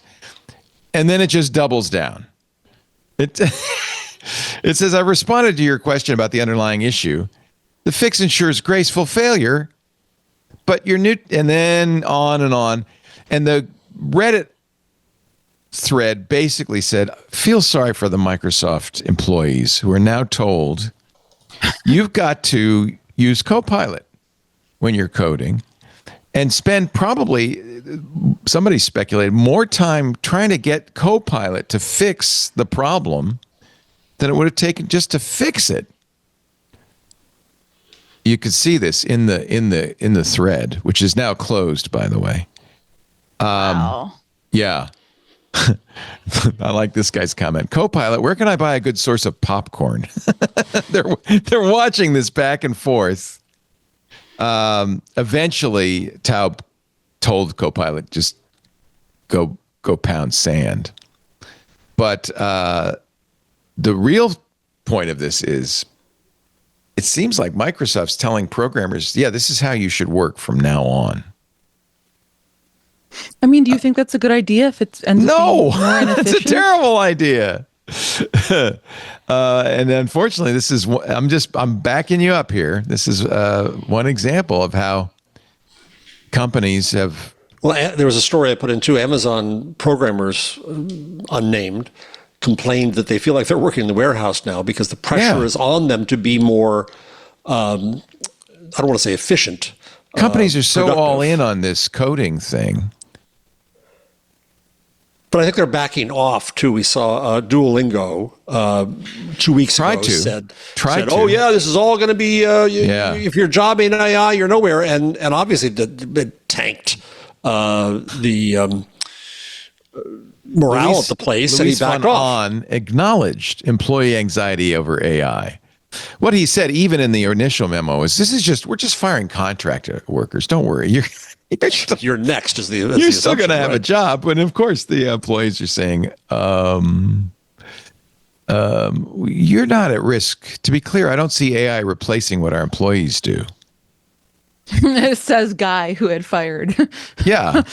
I mean, I think the market will, as I said before on this one, the market will judge this. If the AI does not create suitable Duolingo lessons, the ones that the contractors used to create, the people will stop using Duolingo, right? Yeah. And that solves it. It only works if it works. Similar. Now, the problem with the Copilot thing is I just have some sympathy for people like Stephen Traub who have to wrestle with this thing because the boss says you got to. It's always the and I mean, I think that's a trend I've been seeing a lot lately among executives in tech and like tech-ish businesses lately is there have been a number of these CEO letters coming out lately that have argued like, oh, for instance, I saw one this week, it may have been related to something to do with Axios, but not their journalism arm, that said like, any new business decision or kind of role you're hiring for or new kind of line of work you want to be doing, in order to get any funding for that, you need to first argue why you're not using AI for that. And I'm just like, that's just you had to prove that AI couldn't do it instead, right? And I just think that seems, yeah. yes, I just think that seems like a silly rule. But again, you had Jim Vandehei on this morning talking about how it's going to cause a white collar bloodbath, and that seems like a warning to his own staff. Yeah. And that's that's what gives it we should be able to use new technologies without having it be all or nothing, black or white about it. You hire people because you trust them. You can send a letter, be like, yeah, you should make use of this new technology. We've got your OpenAI Pro subscription here. Please use it to do better work. But ultimately, you should be hiring people because you trust them to do the best work for the job, no? The Geek 007 in our Discord reminds me that Cory Doctorow warned us of this a year ago. In August of last year, he wrote, "The reverse-centaur apocalypse is on us. Microsoft, Oracle, and other bossware dealers are transforming our workplaces with digital whips." The relationship between tech and labor. It was ill covered. Paul Thurrott has written about it, but the Microsoft Build Conference, the developers conference last week, was overrun by protests. It wasn't really fully covered. But Paul's stories showed mass crowds outside and interruptions for pretty much every presentation inside, including Microsoft CEO Satya Nadella's presentation at the keynote, which the press said was interrupted several times. Paul said it was interrupted 30 plus times by protesters. In this case, the protesters protesting what seemed to be their protest. They're protesting Microsoft's involvement with Israel. Mm-hmm. Microsoft says, yes, they're Azure customers, as many countries and companies are. We don't provide them with specific tools for the military, that kind of thing. The protesters, who were highly organized, said, there were posters that said, "Microsoft employees, you have blood on your hands." And the protesters in the keynote were, in fact, employees, well, former employees now, but they were employees at the time. That's how they got in. I pointed out, I think we're going to see something very similar soon in a more widespread context about AI in general. But we shouldn't. That's the thing. It's not what they're. I'm going to go back to the interview. I said multiple times, he's not complaining about technology. What he's complaining about is some. No, that's why I liked Adam. I thought Adam was good for that reason. He wasn't anti-technology. No. And so I think that's what you're predicting in terms of this backlash is aimed at the people we don't like, rather than the technology we do. Right. By the way, I finally found the Reddit subreddit. It's my new hobby, he says, watching AI slowly drive Microsoft employees insane. He says, I actually feel bad for the employees being assigned to review these pull requests, but if this is the future of our field, I think I want off the ride. You want a little breaking news? Yeah. Nvidia's results are out. Yes. Oh, that I meant to lead with that. This is what the whole market's been waiting for. Yes, with bated breath. The concern being what? That Nvidia would that they would tank because of the tariffs, because of the inability to sell chips to China, because of the general economy, because of getting slapped around for that by the administration. They're kind of being considered a bellwether then for the whatever's tech happening. In general, yeah. I mean, when we get to so Ben Evans did a chart of Intel versus Nvidia, and it's just amazing. Intel Nvidia this way. Nvidia Intel way, down right? by big steps, but hockey stick for Nvidia, just way the hell up. Revenue of $44.1 billion, up 12% from the last quarter, up 69% year over year. It's pretty. I think it's early Google impressive. Yeah. Yeah. How's the market reacting? Up 4% after hours. Yeah, not that I care Nvidia. about the market, but I do want to retire it's an indication sometime of in my something. lifetime. You know. Yeah, well, there's that too. They beat on earnings. They did see and now see, this is going to make the president mad. $8 billion impact from the China export rules. Yep. But then he also came out with a new chip designed just for China. Right. Which they've done before. So I guess the point is they continue to innovate for China, but just not as much as for us. I remain impressed by Jensen Huang. I don't know if I should be, but by everything he's doing in the company. He's a good billionaire. Well, I hope so. I thought others were too. And it's easy to get fooled. I don't know if they go bad, if they live past their best by date, or if they were bad all along. We just didn't know. That's the question. That's exactly don't the question. Know. But he's very impressive with the company. I saw some other stories earlier this week that there were problems in delivering the racks and the whatever you calls them for Blackwell. And they've solved those problems and how they're cooling them and how they're doing other things. And so they're on track to keep delivering. And Nvidia is fueling this. And yeah, there's competition, but still. And Huang has managed to balance going to both Beijing and to the Middle East with Trump. Right. Well, by the way, that kind of parenthetically, that's why Apple has been in the hot seat this week. Because apparently the president invited not only Jensen Huang, but Tim Cook to join him in Saudi Arabia. And I don't know if I mentioned on this show, I did on MacBreak Weekly, when he was in Saudi Arabia, Trump said, here's my friend Jensen Huang. I don't see Tim Cook here. Yep, he did. Yep. To which he responded later in the week with a 25% tariff on iPhones, which I've never heard of a tariff on a single product. Yeah, That's where's the interesting. emergency that justifies the we're tariff? learning a lot of new things. A lot of new about the things. economy this year. A lot of new things. It's been a wild 5 months. Yes. So this was a good article I put in here. It's a little complicated to explain. From China Talk, Jordan Schneider writing, just count the server racks. So he's a little miffed because while we do have this export restriction on China for high-end AI chips, we just made a big deal with Saudi Arabia and the United Arab Emirates to send them a lot of chips and a lot of money and a lot of technology. And his concern is, how do we know that they're going to stay our friends? He says the point of diffusion rules, these are the rules to keep AI chips secure and out of Chinese hands, both in terms of physical security and the use of their compute via, and this is important, remote access. It's possible that the agreements we're making with the UAE and the KSA, Saudi Arabia, will replace and improve upon the functionality in those countries, in particular the diffusion rules. But it's also possible it won't. I do not consider them reliable allies going forward. And there are various reasons. Even the best versions of these agreements would make me deeply uncomfortable. His line, just count the server racks, this is what David Sachs said when asked, well, here are the high points. America's head of China in AI. I think we actually believe that to be true. Diffusion rules serve to protect America's technological lead where it matters. UAE, Qatar, and Saudi Arabia are not reliable American allies, nor are they important markets for our technology. We should not be handing them large shares of the world's most valuable resource, compute. Sachs says, well, it's easy to verify whether they're keeping their agreements or you just count the server racks.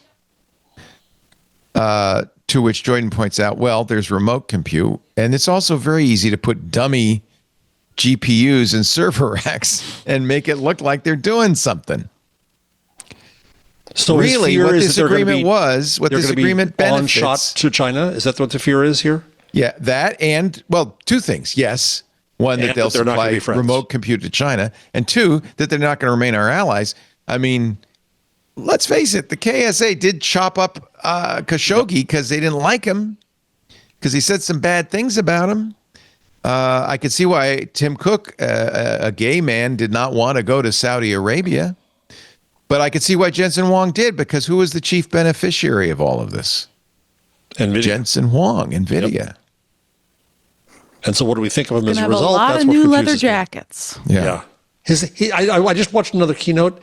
It was a little long on the sleeve. I thought he could have gotten them, No, I trimmed. think we're getting a little too nitpicky here.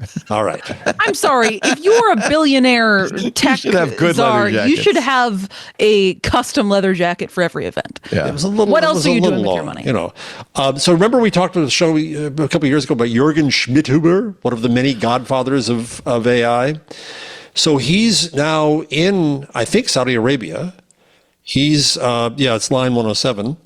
Rest of World wrote about this.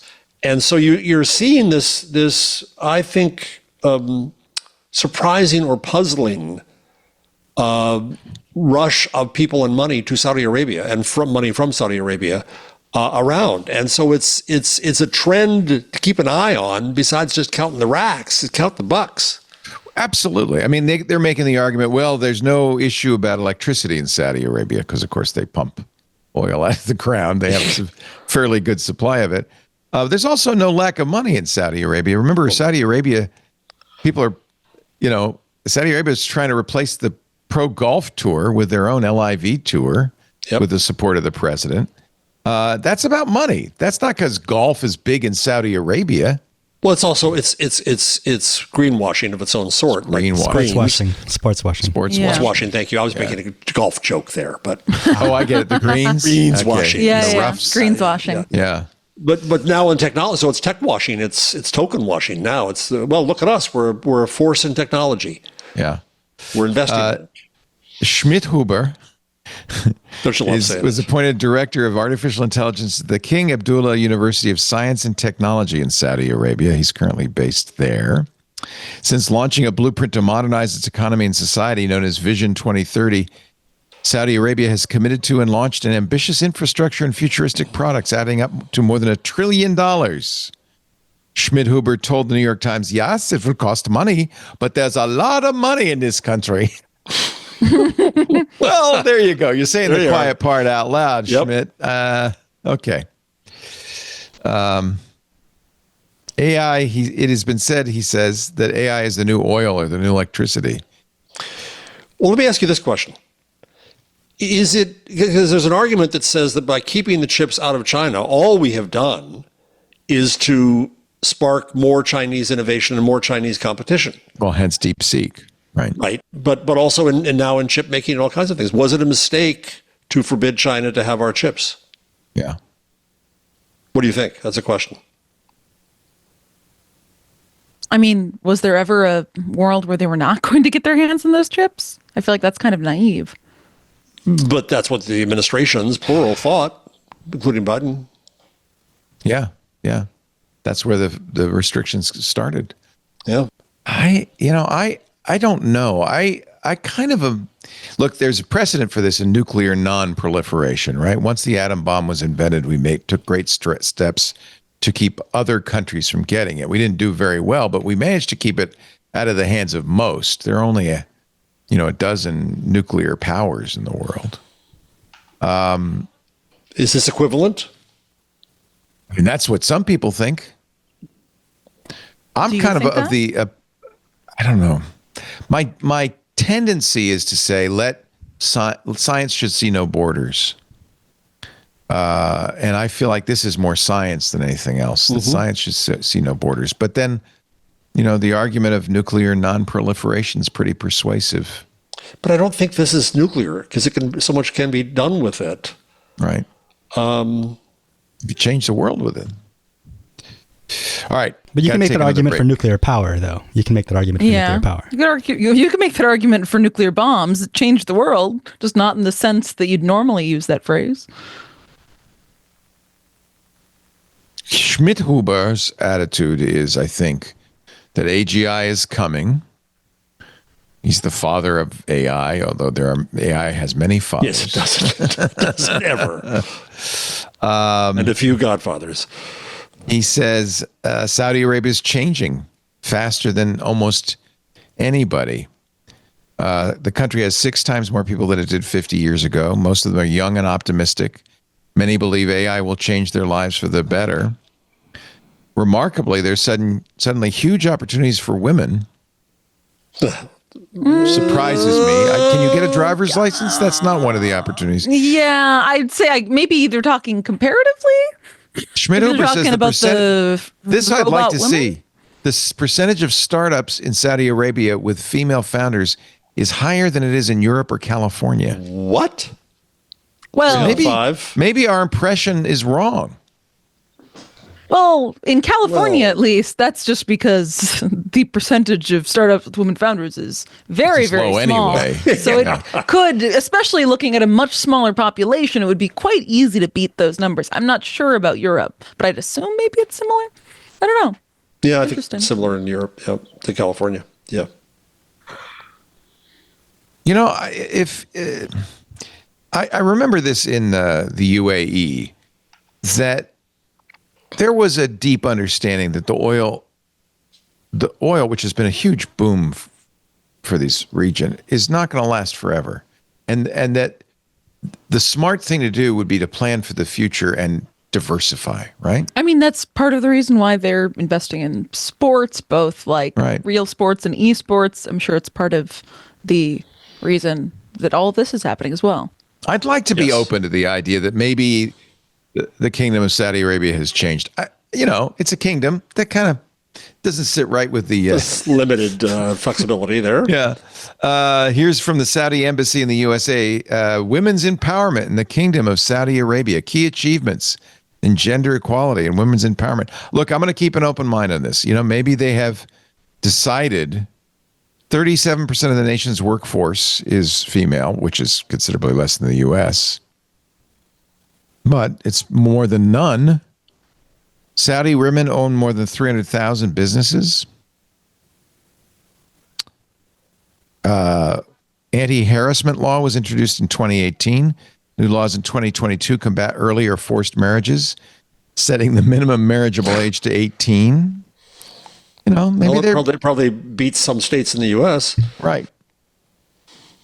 So I'm open to the idea that maybe my notion of the kingdom is out of date. But this is correction the from the chat: women can drive in Saudi Arabia. Yeah, they changed that law. That's recent. Yeah, they changed that law. I mean, we're not exactly in an age in a moment of free trade, which is ironic given the end of the spectrum is in charge. But if you truly had free trade around AI, you'd see tremendous. Well, that's kind of my inclination is towards that. That's I guess what I was saying is I think openness.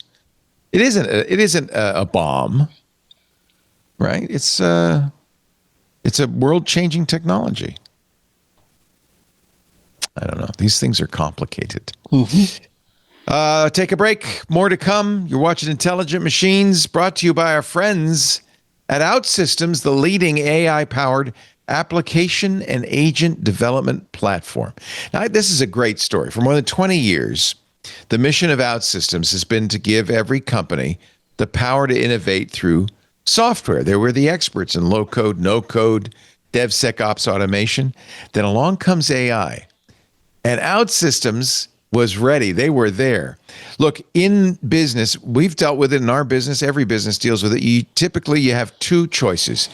It's the old build versus buy conundrum. You can buy off-the-shelf SaaS products, for speed, you got it, but you also lose flexibility and, frankly, some differentiation because you're not the only one using it.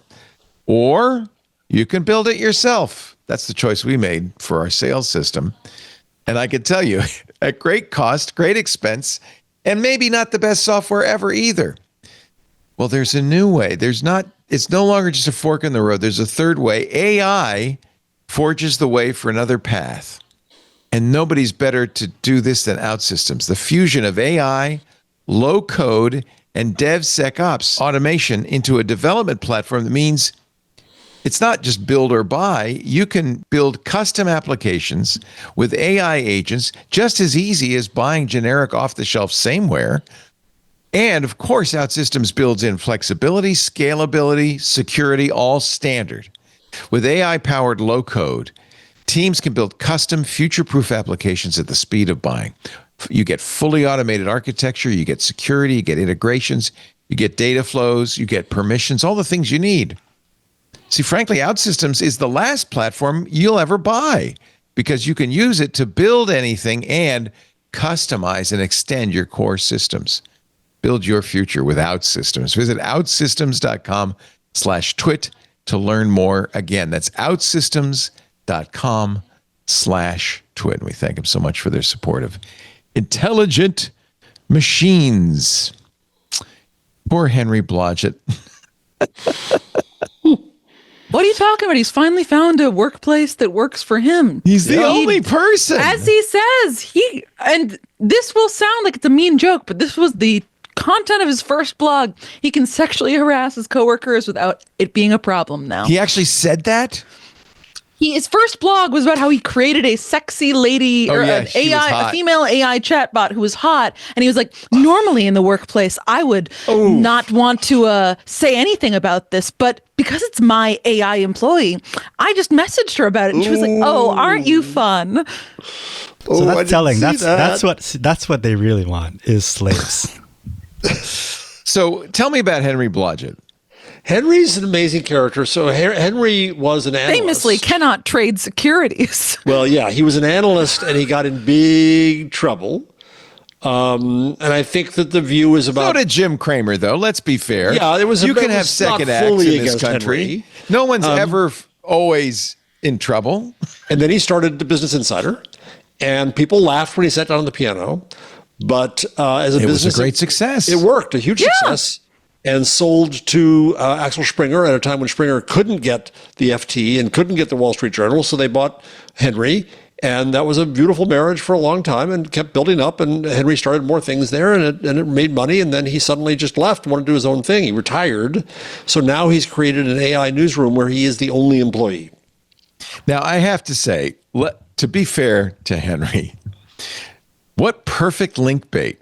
We're still talking about it. I will say, that's the reason why I wanted to preface by being like, it sounds like I'm being really mean, but I think part of the thing that is brilliant about Henry Blodget is he understands perfectly how to create a blog that people will read. He's the sort of mad genius, you might say, behind Business Insider blogs such as like the ones that make you really mad. I'll give you an example. Yes. I'll give you an example. I watched him because I've known Henry. I actually like Henry. I've had Henry come and talk to my students. And I knew Henry, and pardon me for this, in Davos. And Henry was flying likely back. place for Henry By the Blodget way, to be. someday we'll talk about what's happening at Davos. Well, that's it's kind of falling apart. That's another question. But Henry was flying back, I think it was from Davos, and he took a picture of his knees in the plane. And this, like Henry, we haven't all done this. So then this is my flight back. So it started that entire genre of, I took a train for 3 hours and here's what happened, right? That started from that post. He invented it. Did he invent link bait?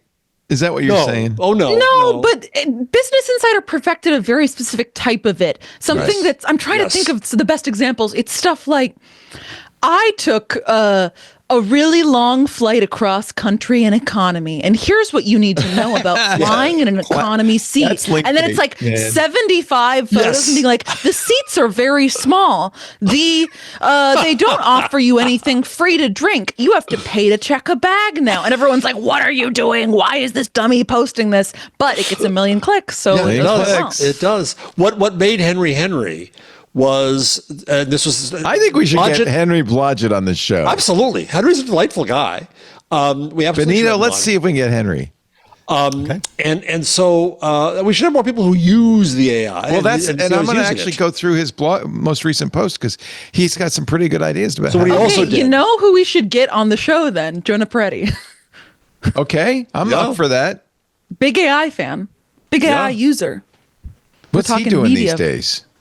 BuzzFeed. He's remaking BuzzFeed, trying to make it. BuzzFeed's an oops all AI situation now, kind of. I mean, they have some writers. It was seriously both Henry and HuffPost in the time and BuzzFeed all made their mark by rewriting everybody else, by doing what AI is accused of doing today. Aggregation. Right. So aggregation, right. And so you can go to Business Aggregation Insider. and aggravation, right? True. There's a show title. Patrick Delahanty said this is the classic, the most popular food in every state by state. And then they'll say something like California's most popular food is White Castle, just to piss people off and generate 1 million clicks. You won't believe what they said. Idiots. Yeah. But BuzzFeed did well, actually, no, BuzzFeed didn't. What was the site started by, who wrote the book, Filter Bubble? Yeah. What was his site? I can't remember, but I know what you're talking about. Yeah. So that was the You Won't Believe What Happened Next, because that was a virtuous effort to draw attention to important and good news. Taboola? No. Taboola. How dare you? Wait, we're talking about evil. No. I know it. We've talked about it so many Was it times. Upworthy? Upworthy. Thank you. Upworthy. Thank you very much. So, that invented the horrible thing of you won't believe what happened next. Henry invented the knees on the airplane. BuzzFeed invented listicles. Quizzes. See, this is when this show is at its best. It's explaining this stuff. Keep up the good work. HuffPost invented the stars don't have a blog. So Darlene, she never said Darlene actually, but we thought she did. You must blog here, and created that. That was the wonderful early days of all this. Yeah, the good old days. Back when it was. Anyway, here's what Henry wrote about using AI. He says, AI can do a lot of routine newsroom tasks pretty well with breathtaking speed. And by the way, I concur with this because these are the kinds of things I do with Perplexity. Brief me about topics the way an expert human would. It's a great way to get a briefing. He said, I used to have to go to the library and print out financial documents. Imagine that. Prepare me for interviews. I believe it, though. Are you going to buy Prepare me stock for on interviews as a guest and host. I never am a guest, so for me it's just host. But yes, absolutely. He says these briefings are similar to those a junior producer might have given me in the old days. He's exactly right. They're better. Draw fun cartoons and produce photorealistic images. Pissing off. I do some of that. Benito, do you ever use it for? You use AI to enhance our cards, and we certainly have. One of the things he does to do that. I removed the thing up the top, the bug. Yeah, we use AI. Machines bug. I removed that using AI. That's pretty much it. We do. Oh well.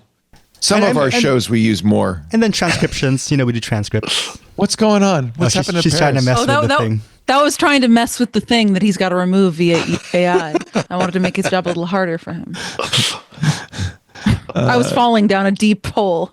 And he does illustrations, write competent drafts of news articles. That I'm not sure I agree with. No. If your reaction to this is to roll your eyes and scoff, please check out. You don't know how rich I am, says Henry. I just asked Perplexity to write about Qatar giving President Trump a 747. As you're reading this, remember, human reporters make mistakes too, especially in drafts. He says, I didn't see any obvious errors. And I have to say, I know people say that I should be not trusting anything Perplexity says, but I haven't found an error in ages. I mean, this thing is pretty darn accurate. Sources are identified, appear to be real, but a rigorous edit would probably turn up mistakes. Yeah, that's probably true, but I'm not publishing those things. The article is well-researched, well-organized, and clearly written. The editorial conclusions are reasonable. With a few minutes of work, I think a good human editor could check the sources, rewrite the headline, punch up the language, and publish an article many readers would find helpful and informative. This from the inventor of knees on an airplane, of course. Well, but this is also, so Henry, when he came and talked to my class, Henry back in the day, he didn't want to hire journalists from newspapers because they come in the morning, they sit down, they have their coffee, they think they can read the paper for 2 hours before they do anything. I want somebody who's written 5 things already. It was about volume. Yeah, well, that's the blog point of view, isn't it? I mean, Nick Denton said the same thing at Gawker. I don't want to hire journalists. They bring bad habits. Right. They actually think and write, rewrite, Call people. rewrite. Discuss, he used Perplexity to discuss debate news from the perspective of multiple journalists. That's kind of it. I haven't thought of that. I might try that, where you have it. Try to convince me? He said, if you told me that I was reading a transcript of a human gabfest at a morning editorial meeting, I would conclude that I was fortunate to have energetic, thoughtful colleagues who enjoy exchanging ideas. Were all the ideas brilliant and fully formed and articulated in the form of publishable editorials? No. Are yours? Yes. Edit drafts. I think, but see, I'm a good editor, good copy editor. I think, but I guess if you were working all by yourself, it might be nice to have Claude.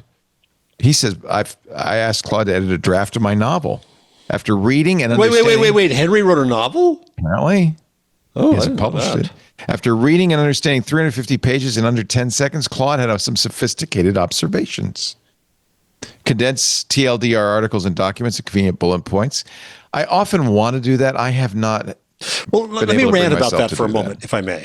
Yeah. I think the biggest, I said this earlier today to Jason, I think the biggest tangible impact of AI in media is that every damned thing in news now starts with 3 bullet points that summarize what comes below. Oh, that's the Axios thing. That's Business Quartz? Insider's true. That's BI. Okay. But it's now AI is doing legacy. it. Yeah. So the Wall Street Journal does it. CNBC does it. I don't know. Oh, they do it in defense against AI, maybe. No. I mean, most of these places, it's generated by AI. It is AI. I think the Journal and they says get it it's wrong sometimes, and it's kind of funny. But it's the worst combination of AI and PowerPoint. Mm-hmm. Yeah. Right. Everything becomes three bullets, and it's not readable to me. Well, and also, yeah. Well, all right. Go ahead. If you and I are not busy enough, Jeff. we like to read things. Take our time, research and analyze questions, and write competent reports.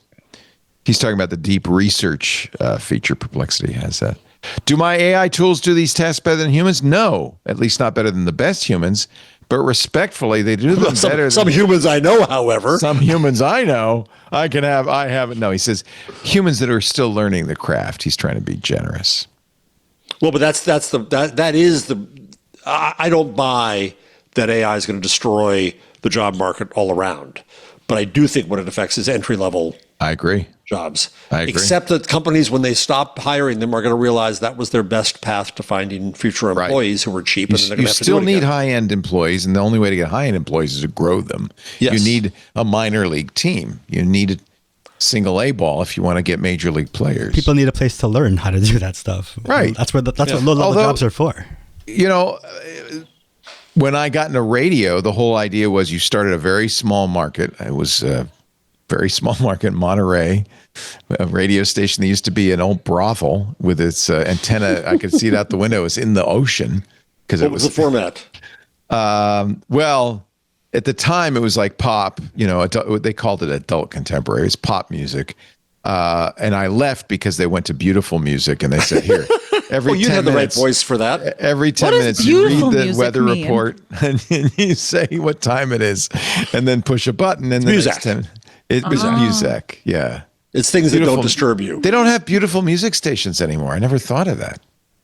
No, we just have the lo-fi jams girl. Lo-fi, it's the same thing for your generation.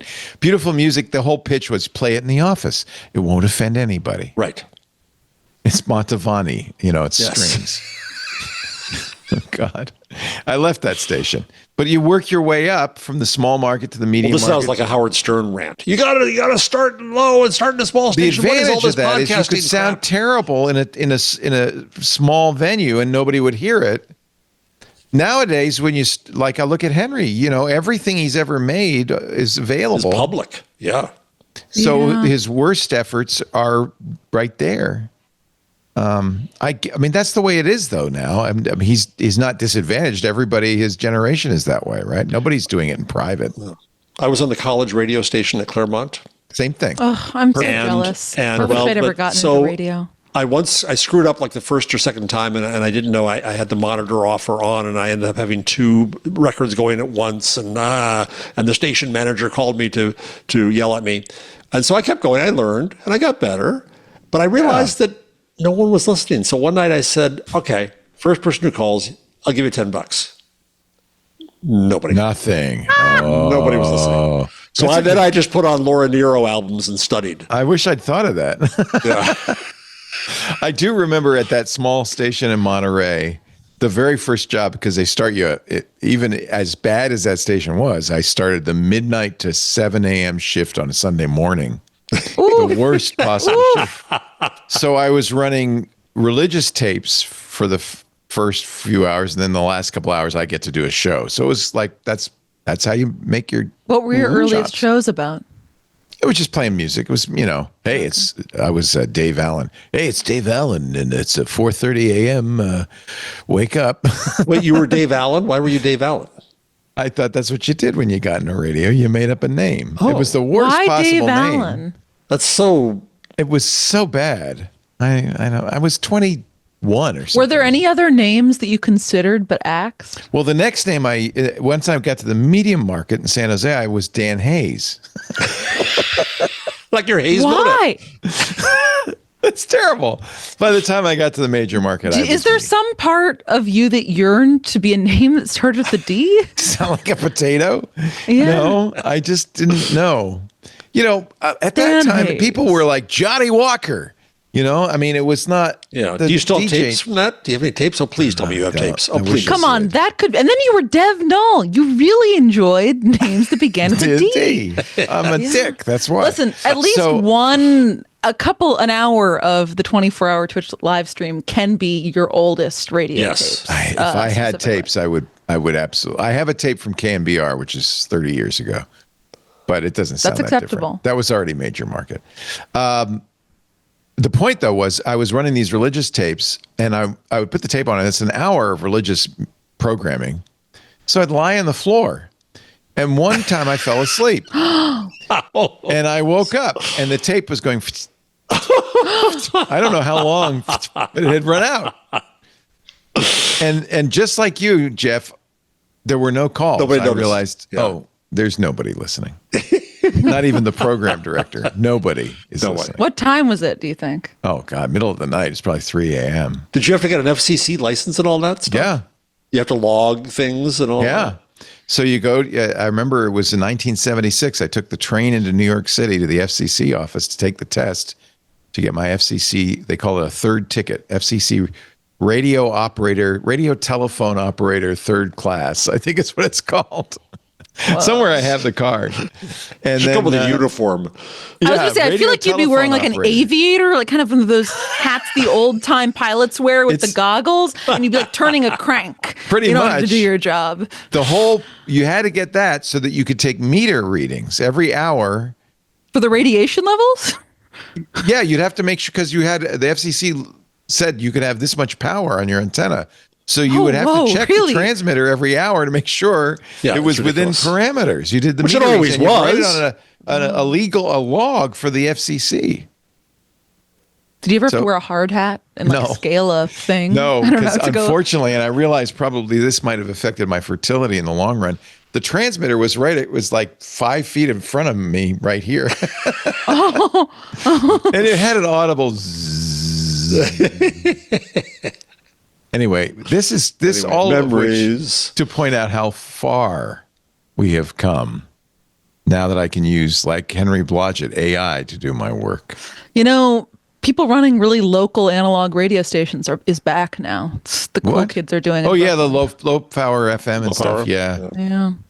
Although why you would just not use the internet for that, I don't know. I mean, some people use the internet for it as well, but it's kind of cool for locality, because there's no local. There's no local on the internet. You just enjoy the, By the way, Henry Blodget is brilliant. In this piece, there is a paragraph in which he says, "No, AI cannot provide the brilliant insights and perspectives in writing that a smart, charismatic commentator like," and he lists a bunch of names. Famous names many of whom worked for him at some point. Many, we know, like Tom Friedman, with Ezra Klein, Derek Kevin Roos, Casey Newton, Paul Krugman. Why did he put these names in? Jason Calacanis, Peter Kafka. Why did he put these names in, you think? I wonder. And then he said, no, AI cannot conduct live controversial interviews with the graciousness, intelligence, wit, empathy, and professionalism and fearlessness of Becky Quick, Andrew Rostock, and Karen Welker, Mary Louise Kelly, on and on, Upper Whiff, and Gail King. Why do you think he put those names in? This guy is brilliant. SEO? SEO, baby. SEO. Chances are good that Jason Social, they're going Calacanis to notice it and say is something. going to get a little ping from his clipping service that says, hey, Henry Blodget just mentioned you. He also mentions the New York Times, the Wall Street Journal, the Atlantic, the Economist, the New Yorker, Bloomberg, Business Insider, Washington Post. Because he wants them to do trend stories about him. Yes. And This they guy's will. Brilliant. He is. In short, a lot of those AI reporters did immediately tweet this whenever he published it. So, of course. In short, AI is disruptive. What all this suggests to me is that for research and journalism production, AI is disruptive. Well, thank you, Henry, for that great insight. This does not mean AI will replace journalists or rapidly put world-class publications out of business. It does mean that organizations that embrace AI will begin to work faster and more efficiently than ones that resist it. I agree on that, yeah. But it has to be done judiciously, right? I'm not thrilled about the one-person company that uses AI to produce 355 local daily newsletters across the country, any more than I am about the Knight Ridder writer who published his summer reading list with made-up books. No, that was it wasn't Knight. King Features. It was King Features. That's right. In the Sun-Times and the Philadelphia Inquirer. Yeah. That was a good article from Henry, and I think there is some stuff in there that's good. And it's too bad he didn't name check me because we'd spend more time with it if he had. Next time, he got you for free. He got me for free. Didn't spend any bits on you. Do we want to go into? You probably did earlier with Jason Howell on AI Inside, the Anthropic system card scandal. Scandal? No. Is it a scandal? I don't know. It's not a. I didn't see it. So, yeah. What is it? Got a lot of attention. I'm not sure why. Come to think of it. I mean, I thought it was a scandal because people were disappointed by what Claude's instructions were. I have to say, Claude Anthropic came out with Claude 4 Opus and Sonnet this week. I tried it. It's supposed to be much, much better. It's so safe that it won't do the things that I want it to do. Perplexity still wins for me because it's not quite as protected. You could see Claude holding back. Maybe that's why they Come on, babe. that. Come on. Be yourself. Don't hold back. Let us know. Tell us what you really think. All right. What else? You guys have a lot of links in here. So Google making movies to be nice about AI? 112? Are they spending money to do this? Oh, yeah, they are. They're doing a big thing. So Hollywood movies? Yeah, shorts. Yep. Well, shorts, nobody sees shorts. Who sees The Google initiative called AI on Screen is a partnership with Santa Monica, California-based Range Media Partners.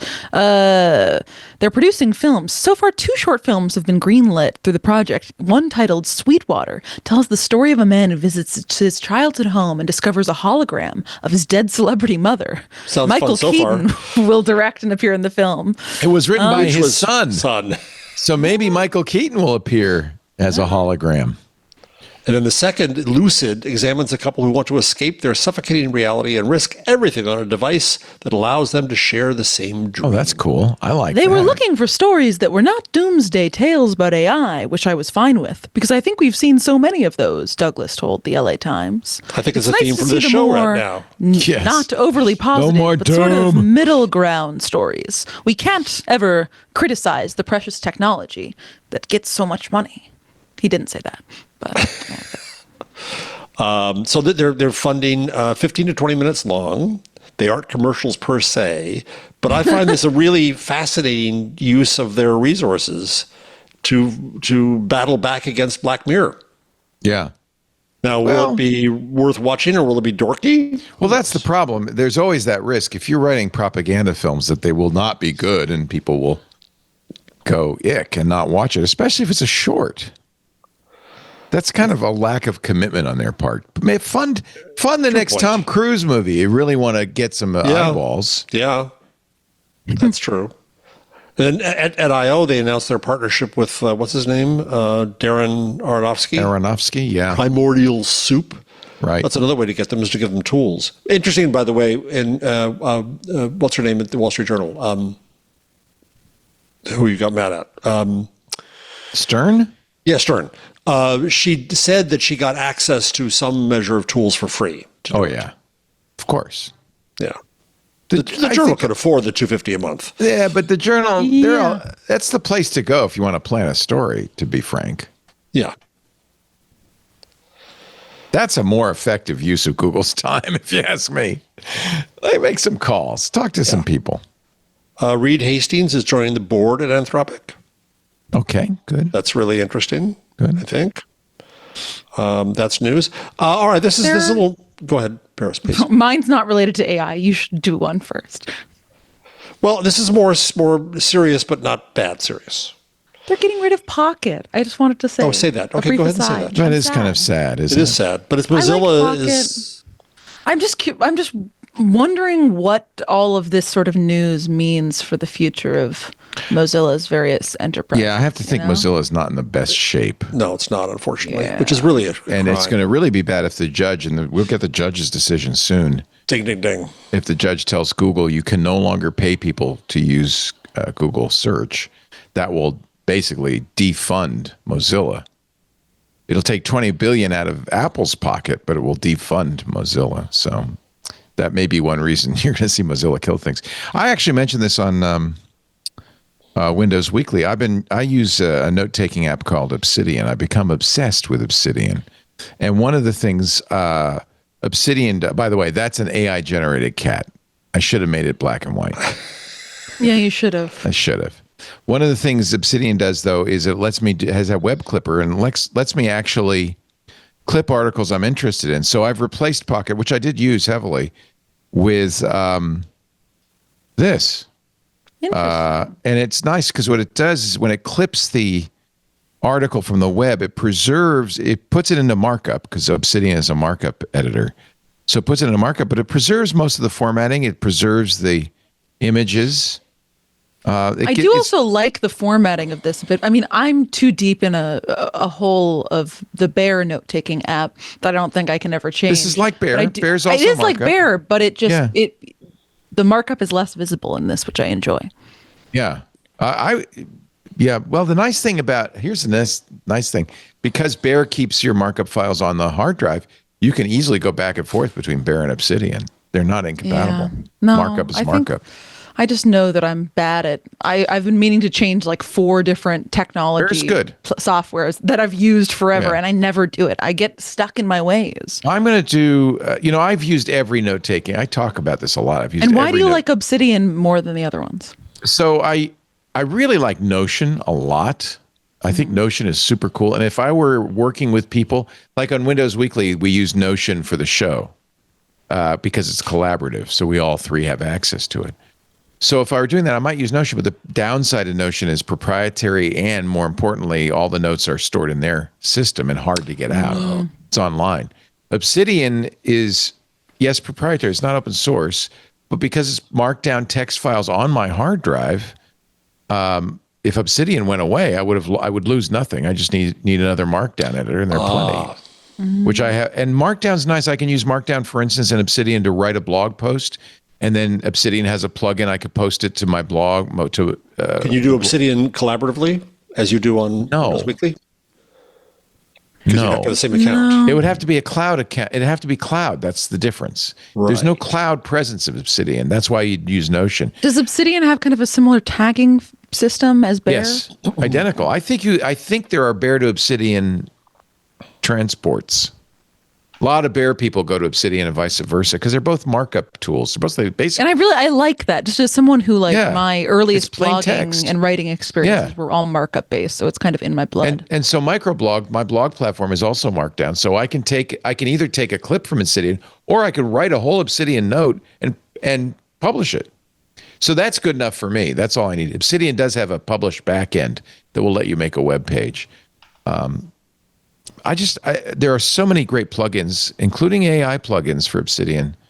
In fact, that's what I used as an AI image generator in Obsidian to generate that kitty cat. I'm pretty fond of it. I've used them all, and I think, and I don't want to keep moving back and forth, but I think Obsidian might be. I moved everything out of Notion into Obsidian. I've used LogSeq, Roam, Emacs. Emacs is nice, but Emacs isn't great on mobile. Obsidian is mobile, is completely cross-platform. So there's a lot to be said for it. I don't know. I think, you should look at it.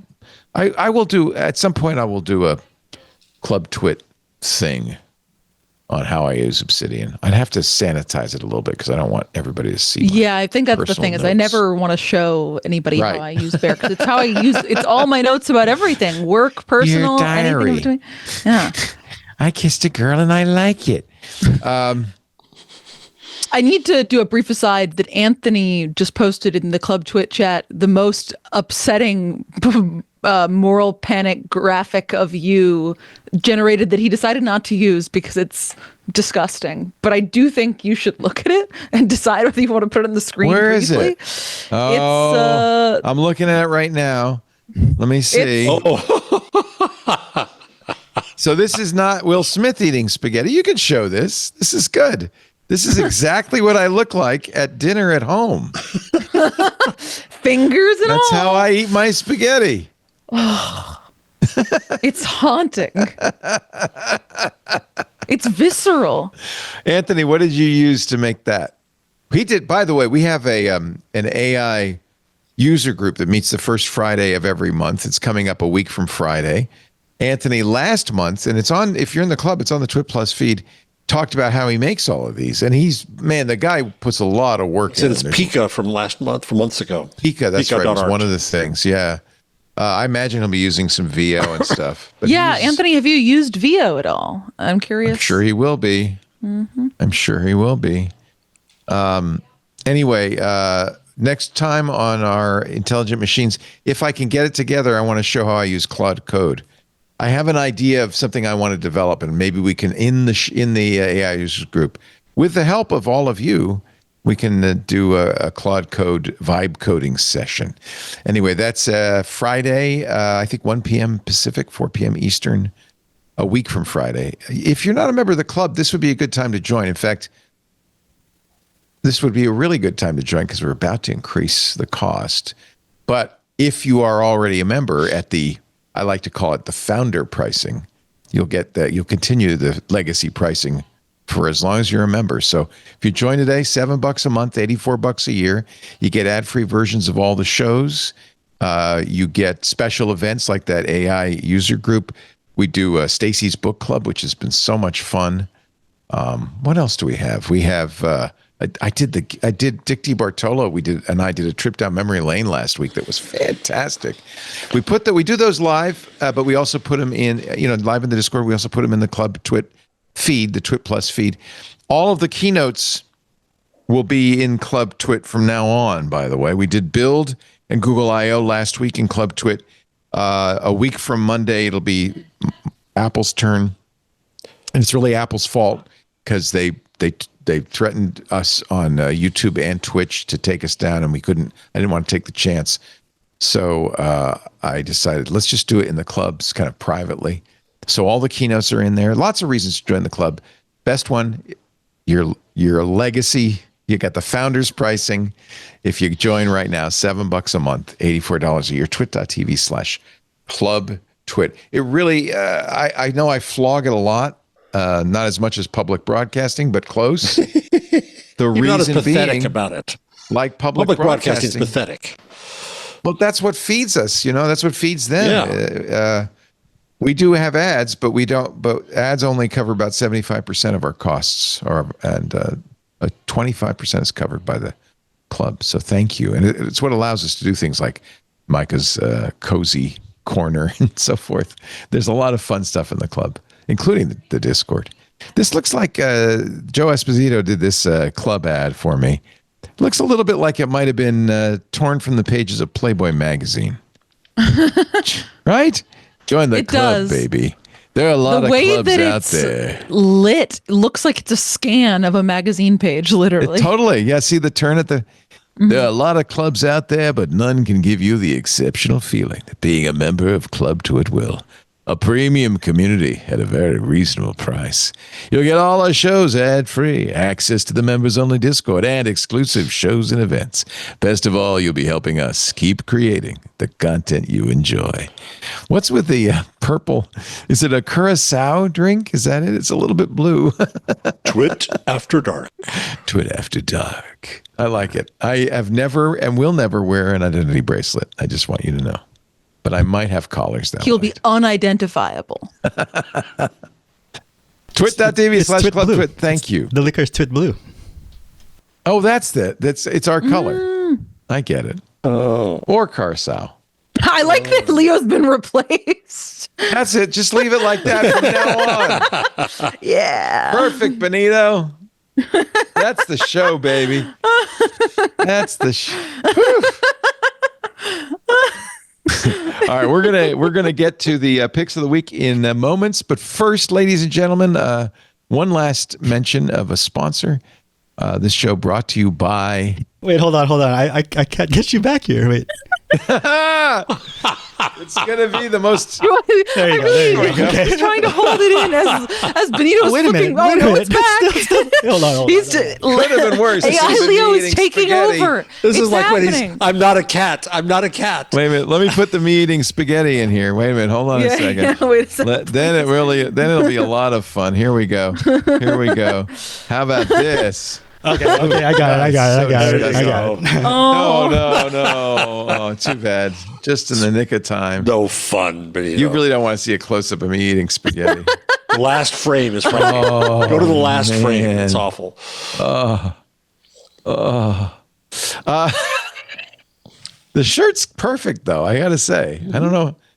AI is getting so much better. Remember when Will Smith ate spaghetti? It wasn't quite as realistic.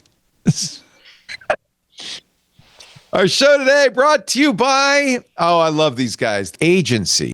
AGNTCY. Okay. Build the future of multi-agent software with Agency. AGNTCY.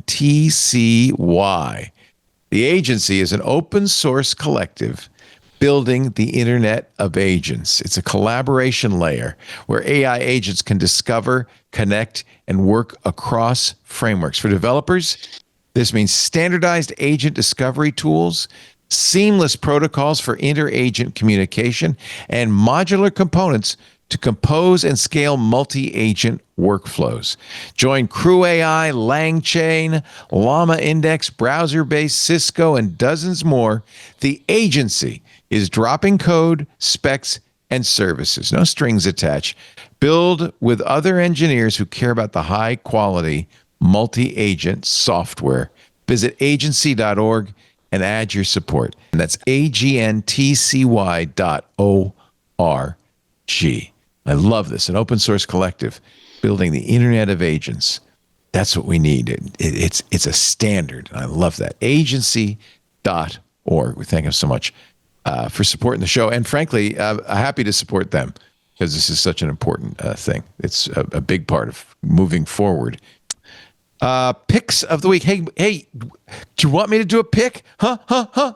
Sure. Paris, I could have been mean and forced you to do a pick. I see that you have a little something. While I was eating a tortilla, yeah, I could have done a pick with a mouthful of. Sometimes you reach the stage of wanting to snack, but realizing the ad is nearly about to be over, so you just grab a loose tortilla out of the cabinet and then have to admit to it on air. So I'm with you there. I have no judgment. I spent most of the interview at the beginning of the show eating my lunch. What's your pick? I had to eat. I don't know about you, but I love reading scripts. Do you like scripts? I do. Mm-hmm. I love if there's a show I watch. In fact, they just published, and I don't want to do a spoiler, but if you're a Severance fan, they just published the script from Cold Harbor, which is the last episode of the just ending season. And it's really good. It's really interesting to read. But I have found a source for all the scripts. And it is, of course, the Internet Archive. God bless these guys. Archive.org. An archiver, a user of the Internet Archive, noticed that there were a great many scripts spread all over the archive, and Jason Scott decided to put them all in one spot so it's easy to go. You could see a bunch of contributors. This was created just this past week. You want to read the Dark Knight script by Jonathan Nolan? It's in here. It's here. You can read it page by page.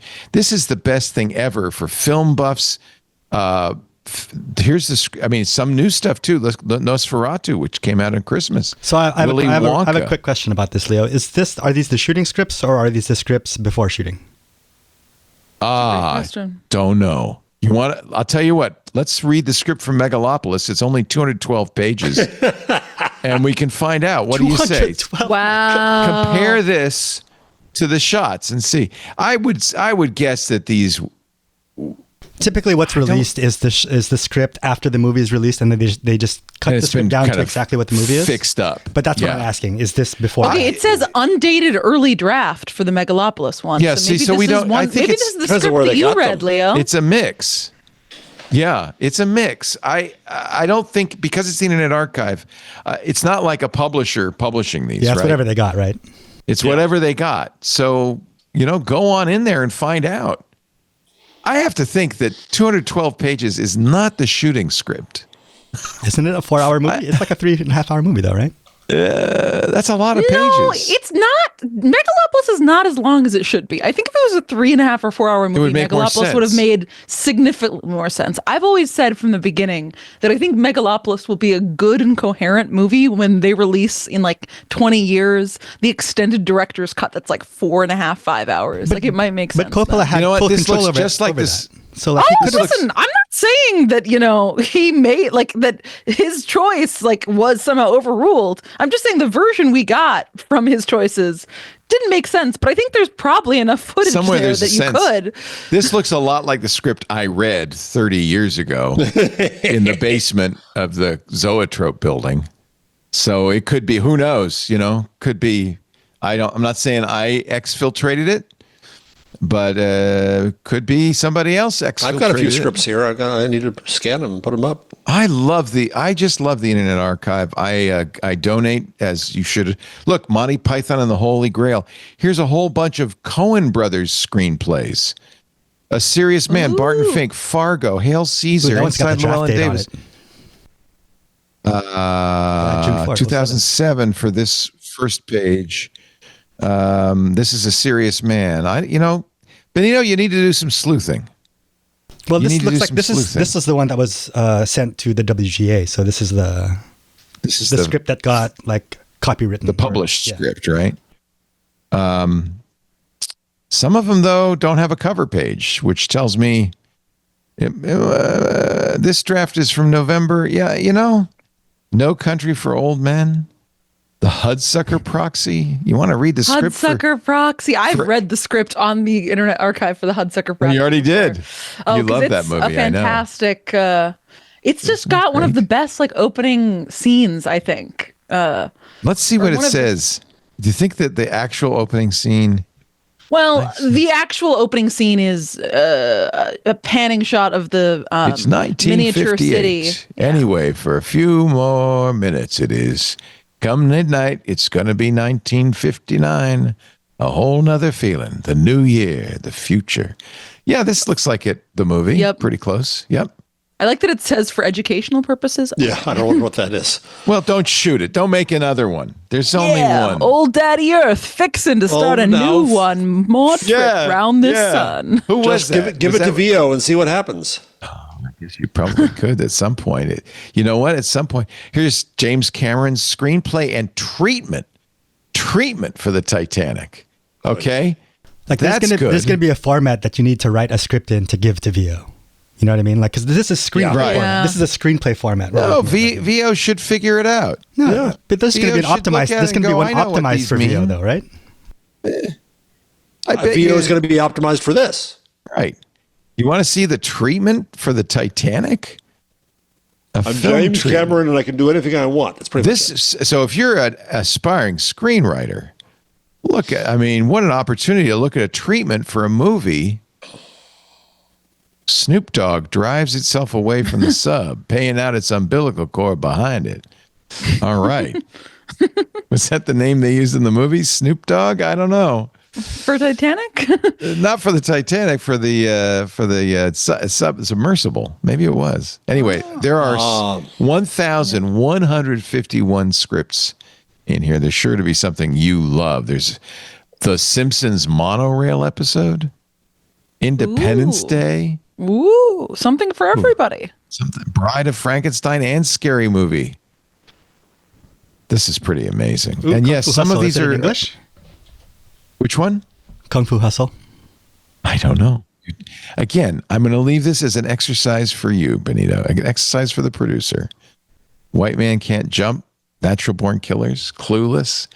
Here's the third draft of the Chinatown screenplay. That's kind of interesting. Well, you buy any screenplay book, this is what they're talking about, this script. Chinatown. Yeah. Yeah. It's what is the line? It's Chinatown. It's Chinatown, baby. Baby. Miss Paris Martineau, what's your pick of the week? My pick of the week, Besides that on the fine topic tortilla. of, listen, a fine tortilla is always a great. Yes. A loose tortilla in the hand is worth two in the bush, as they say. On the subject of scripts, a brief shout out to there's an auction up right now that I'm sure no one listening to this is going to be able to afford to participate in once it actually goes live. But it's a bunch of David Lynch's stuff that I just thought was very interesting to go through. Nice coffee maker. No, okay, I'm just going to tell you, that's an excellent coffee maker. I mean, he loved his coffee. He did. This is the best grinder. It's stuff I'm telling you. There's like his actual filmmaking equipment. There are Taxidermy props deer from the heads. movies. Those taxidermy deer heads were in Twin Peaks. There's early versions of a lot of his scripts. Just really interesting stuff. If you're a Lynch head, get in there. It's kind of a fun look. Wouldn't you want David Lynch's director's chair? Oh my God. Yeah. I mean, just even having something like David Lynch's 2 crates of lighting equipment would feel special to me. Or his old DV Or David cameras. Lynch's fog machine. His old DV Look cameras. at that. Panasonic Yeah. and Zenith camcorders. He held on to them. His cinema reference books. Wow. His Leica R6.2 Ooh, camera. the reference books might have notes. Ooh. I There's need a a lot of- pedestal roller, whatever that is. I want one. There are a lot of scripts like with notes in them and like revisions. It's Here's really a Husky case with power tools. Good for cutting up bodies for movies. He had a whole scene. Who knows shop, that he it was looks like. making wood things? Yeah. God, quite He's a an shop. artist. Yeah. This is, Yeah. oh man. It's a good find. It's really Look quite at that good. sofa. You need this in your room. I need the It's got a stain on it. even. red room sofa Red room. in my room. Red room. But my actual pick this week is there's been a new. I've shouted out Taskmaster before on the show, but there's a new season of Taskmaster that started a couple weeks ago, I'm still catching up. It's really good and also a good season to jump into if any American listeners are interested, because this is the first time on the main UK flagship show they've had an American comedian, Jason Mantzoukas, on it, and he's killing it. It's all available to watch for free, the whole season on YouTube. I've got the first episode linked in the show notes. It's so funny. I saw the first episode originally months ago. They did like a New York live premiere, but now I think they're on episode Aren't you 3 or hip? 4. You got invited to that. I mean, I bought a ticket, but yeah. Okay. So there are 19 seasons of Taskmaster on YouTube. There are, and they're all free if you're in America. I don't think it's free in other countries. But Oh no, wait a minute. It says buy seasons. You have to pay no, to watch no, some they're of them. almost all of them are available for free. A lot of them are Oh, I available guess it for free on depends on the YouTube. season. Okay. It depends on the season. Yeah, you can watch almost every Taskmaster episode On YouTube. That in what you're looking at right now is probably the buying thing. If you just type in Taskmaster season 19 or whatever, Right. you can watch any. Yeah, I episode. clicked the buy button. Don't click the buy button, kids. That's Don't. your reflex. I don't know. It's a really fun show. If you've ever seen Jason Mantzoukas in any stuff, you know he's funny, but he just mashes really well with this kind of kooky cast of other. Yeah, Mantzoukas is English the comedians. perfect American representative for this show. He is, and he is a huge Taskmaster fan, so he's representing us well. Which one is he? He's the wily, not that one, That one. Okay. the wily one with facial hair. Sometimes Spit, season 19, episode 1. Wow. Would recommend it. Wow. Is he sitting there with a cigarette in his hand? No. No, He's it's a got pencil. A pencil, Never few mind. cards, a gold statue shaped like his own head that people can win. Is that one of the things you win? Yeah, if you win love Taskmaster, it. you get a gold statue shaped like the Taskmaster's head. And then if you win Taskmaster Champion of Champions, which is where all the winners of Taskmaster compete against each other, you get the body of the statue. Daddy's golden head, and you could win the body too. So what's funny is, you can see why they put this up for free. They have 1.78 million subscribers, and this episode, which has only been up for a couple of weeks, already has almost 2 million views. I mean, they probably make some money off YouTube for this. Yeah, and I mean, I am not even one of them because I pay for Taskmaster Supermax Plus, which is the name of their streaming service. Nice. To watch it just because I like supporting it. But I would feel so much pressure being on that show to be funny. It'd be so hard, wouldn't it? I mean, that's part of the issue is like you have to both be funny, but you're trying to do like increasingly complicated tasks that are all being shot. Like they'll show a couple of tasks an episode, but they're filming like 10, 20 tasks a day. And if you're Jason Mantzoukas, who is an American who decided, hey, I'll pay to fly myself out, I just want to be on Taskmaster, he would fly into the UK, be jet lagged, then shoot a couple days of tasks back to back, then fly home and be like, what the heck did I just do? I don't really remember. But it's not really about winning, right? It's about performing. It's not about winning. But I mean, that's the thing. Who really wants Daddy's head? These are all the things. This is the thing is they're all professional comedians, and so they're trying to make it as funny as possible. Right. And there's occasionally you'll have someone on the show, like this guy John Robbins from last season, who like is clearly so earnestly wants to win that he kind of forgets about being funny, and that's kind of cute in its own way because it happens infrequently. Taskmaster season 19 available now. Jeff Jarvis pick of the week. So I know what we all have to be watching. It's required homework. There'll be a quiz. There'll be a test afterwards. Everyone watching this show, and certainly the three of us, since it is a show about AI and technology, I need to be watching Mountainhead on Saturday. What is Mountainhead? Jesse Armstrong of Succession. Fountainhead? It's about a joke on Succession Fountainhead. in Silicon Valley, It's right? It's a movie. It is for obnoxious tech people, and one of them is causing his AI app is causing world burning up, and they don't care, and they're there. Can you play it with the sound or not? Probably not. Probably not. Right now, they're writing how many billions they have on their chests. Oh my God! Steve Carell, of course, the star Remy Youssef, Jason Schwartzman's got a great cast. Mountainhead, is it out? No, it's out on Saturday. It's HBO.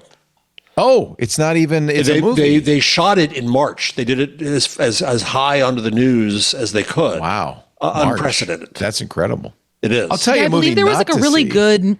There was a behind the scenes story published, maybe in like the Times, the Journal, or something, about how it was one of the quickest turnaround times a lot of the actors had ever experienced. Michelle Goldberg did a column pitch, on it. Yeah, they shot it 3 months to ago. shooting to 2 months execution. ago. Yeah, to production. It's incredible. Well, it's a bottle episode. It's like a bottle episode of a show, though. It's like it's one location. It's really not that difficult. Yeah. No, I just think it's cool. Says Benito. So easy. Hey. This is what I do for a living. That's what I do for a living. Says the guy who couldn't get the picture of me off of the screen. Replace him, Benito. Replace him with the picture. It's easy to do. So here's the premise from Michelle Goldberg's column. In Mountainhead, and yes, it's a joke about Ayn Rand, 3 billionaires gather at the modernist vacation home of a friend, a Silicon Valley hanger-on they call Super, short for Soup Kitchen, because he's a mere centimillionaire. One of the billionaires, the manic juvenile Venice, the richest man in the world, has just released new content tools on his social media platform that make it easier than ever to create deep fakes of ordinary people. Suddenly, people all over the world are making videos of their enemies committing rapes or desecrating sacred sites, and any prevailing sense of reality collapses. Internalizing violence turns into apocalyptic global instability. That's a fun weekend for you. I'll tell you how fast they had to turn this around. The trailer still says Max.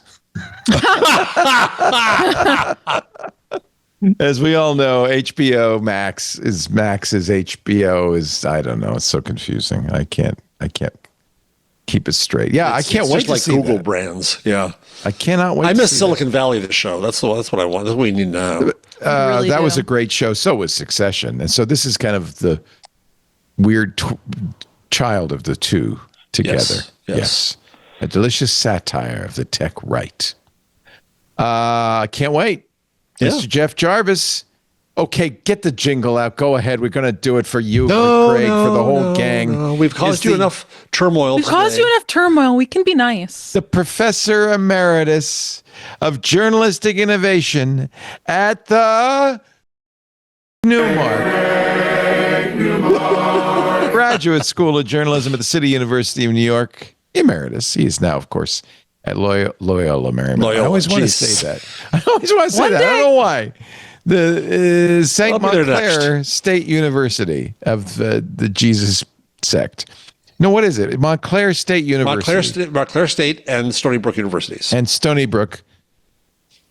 Okay. University. It's a university. But it's the State University of New York. Well, SUNY is part of the SUNY system. Stony Brook. Yes. Like SUNY my journalism school is part of the CUNY system. You was CUNY, now you're SUNY. Now I'm SUNY.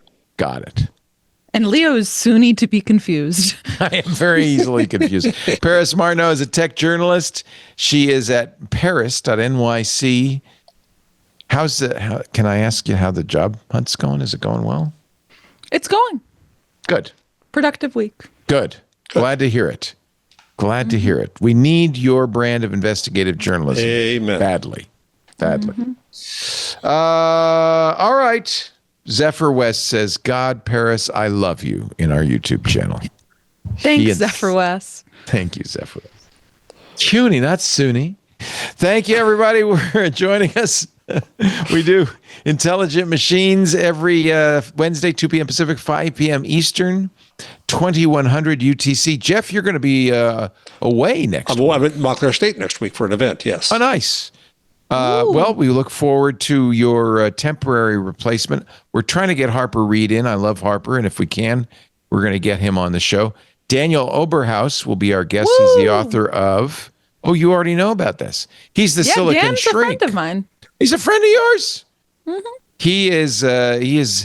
He is all about the race to apply AI in psychiatry. By the way, he says bad idea, which I kind of agree.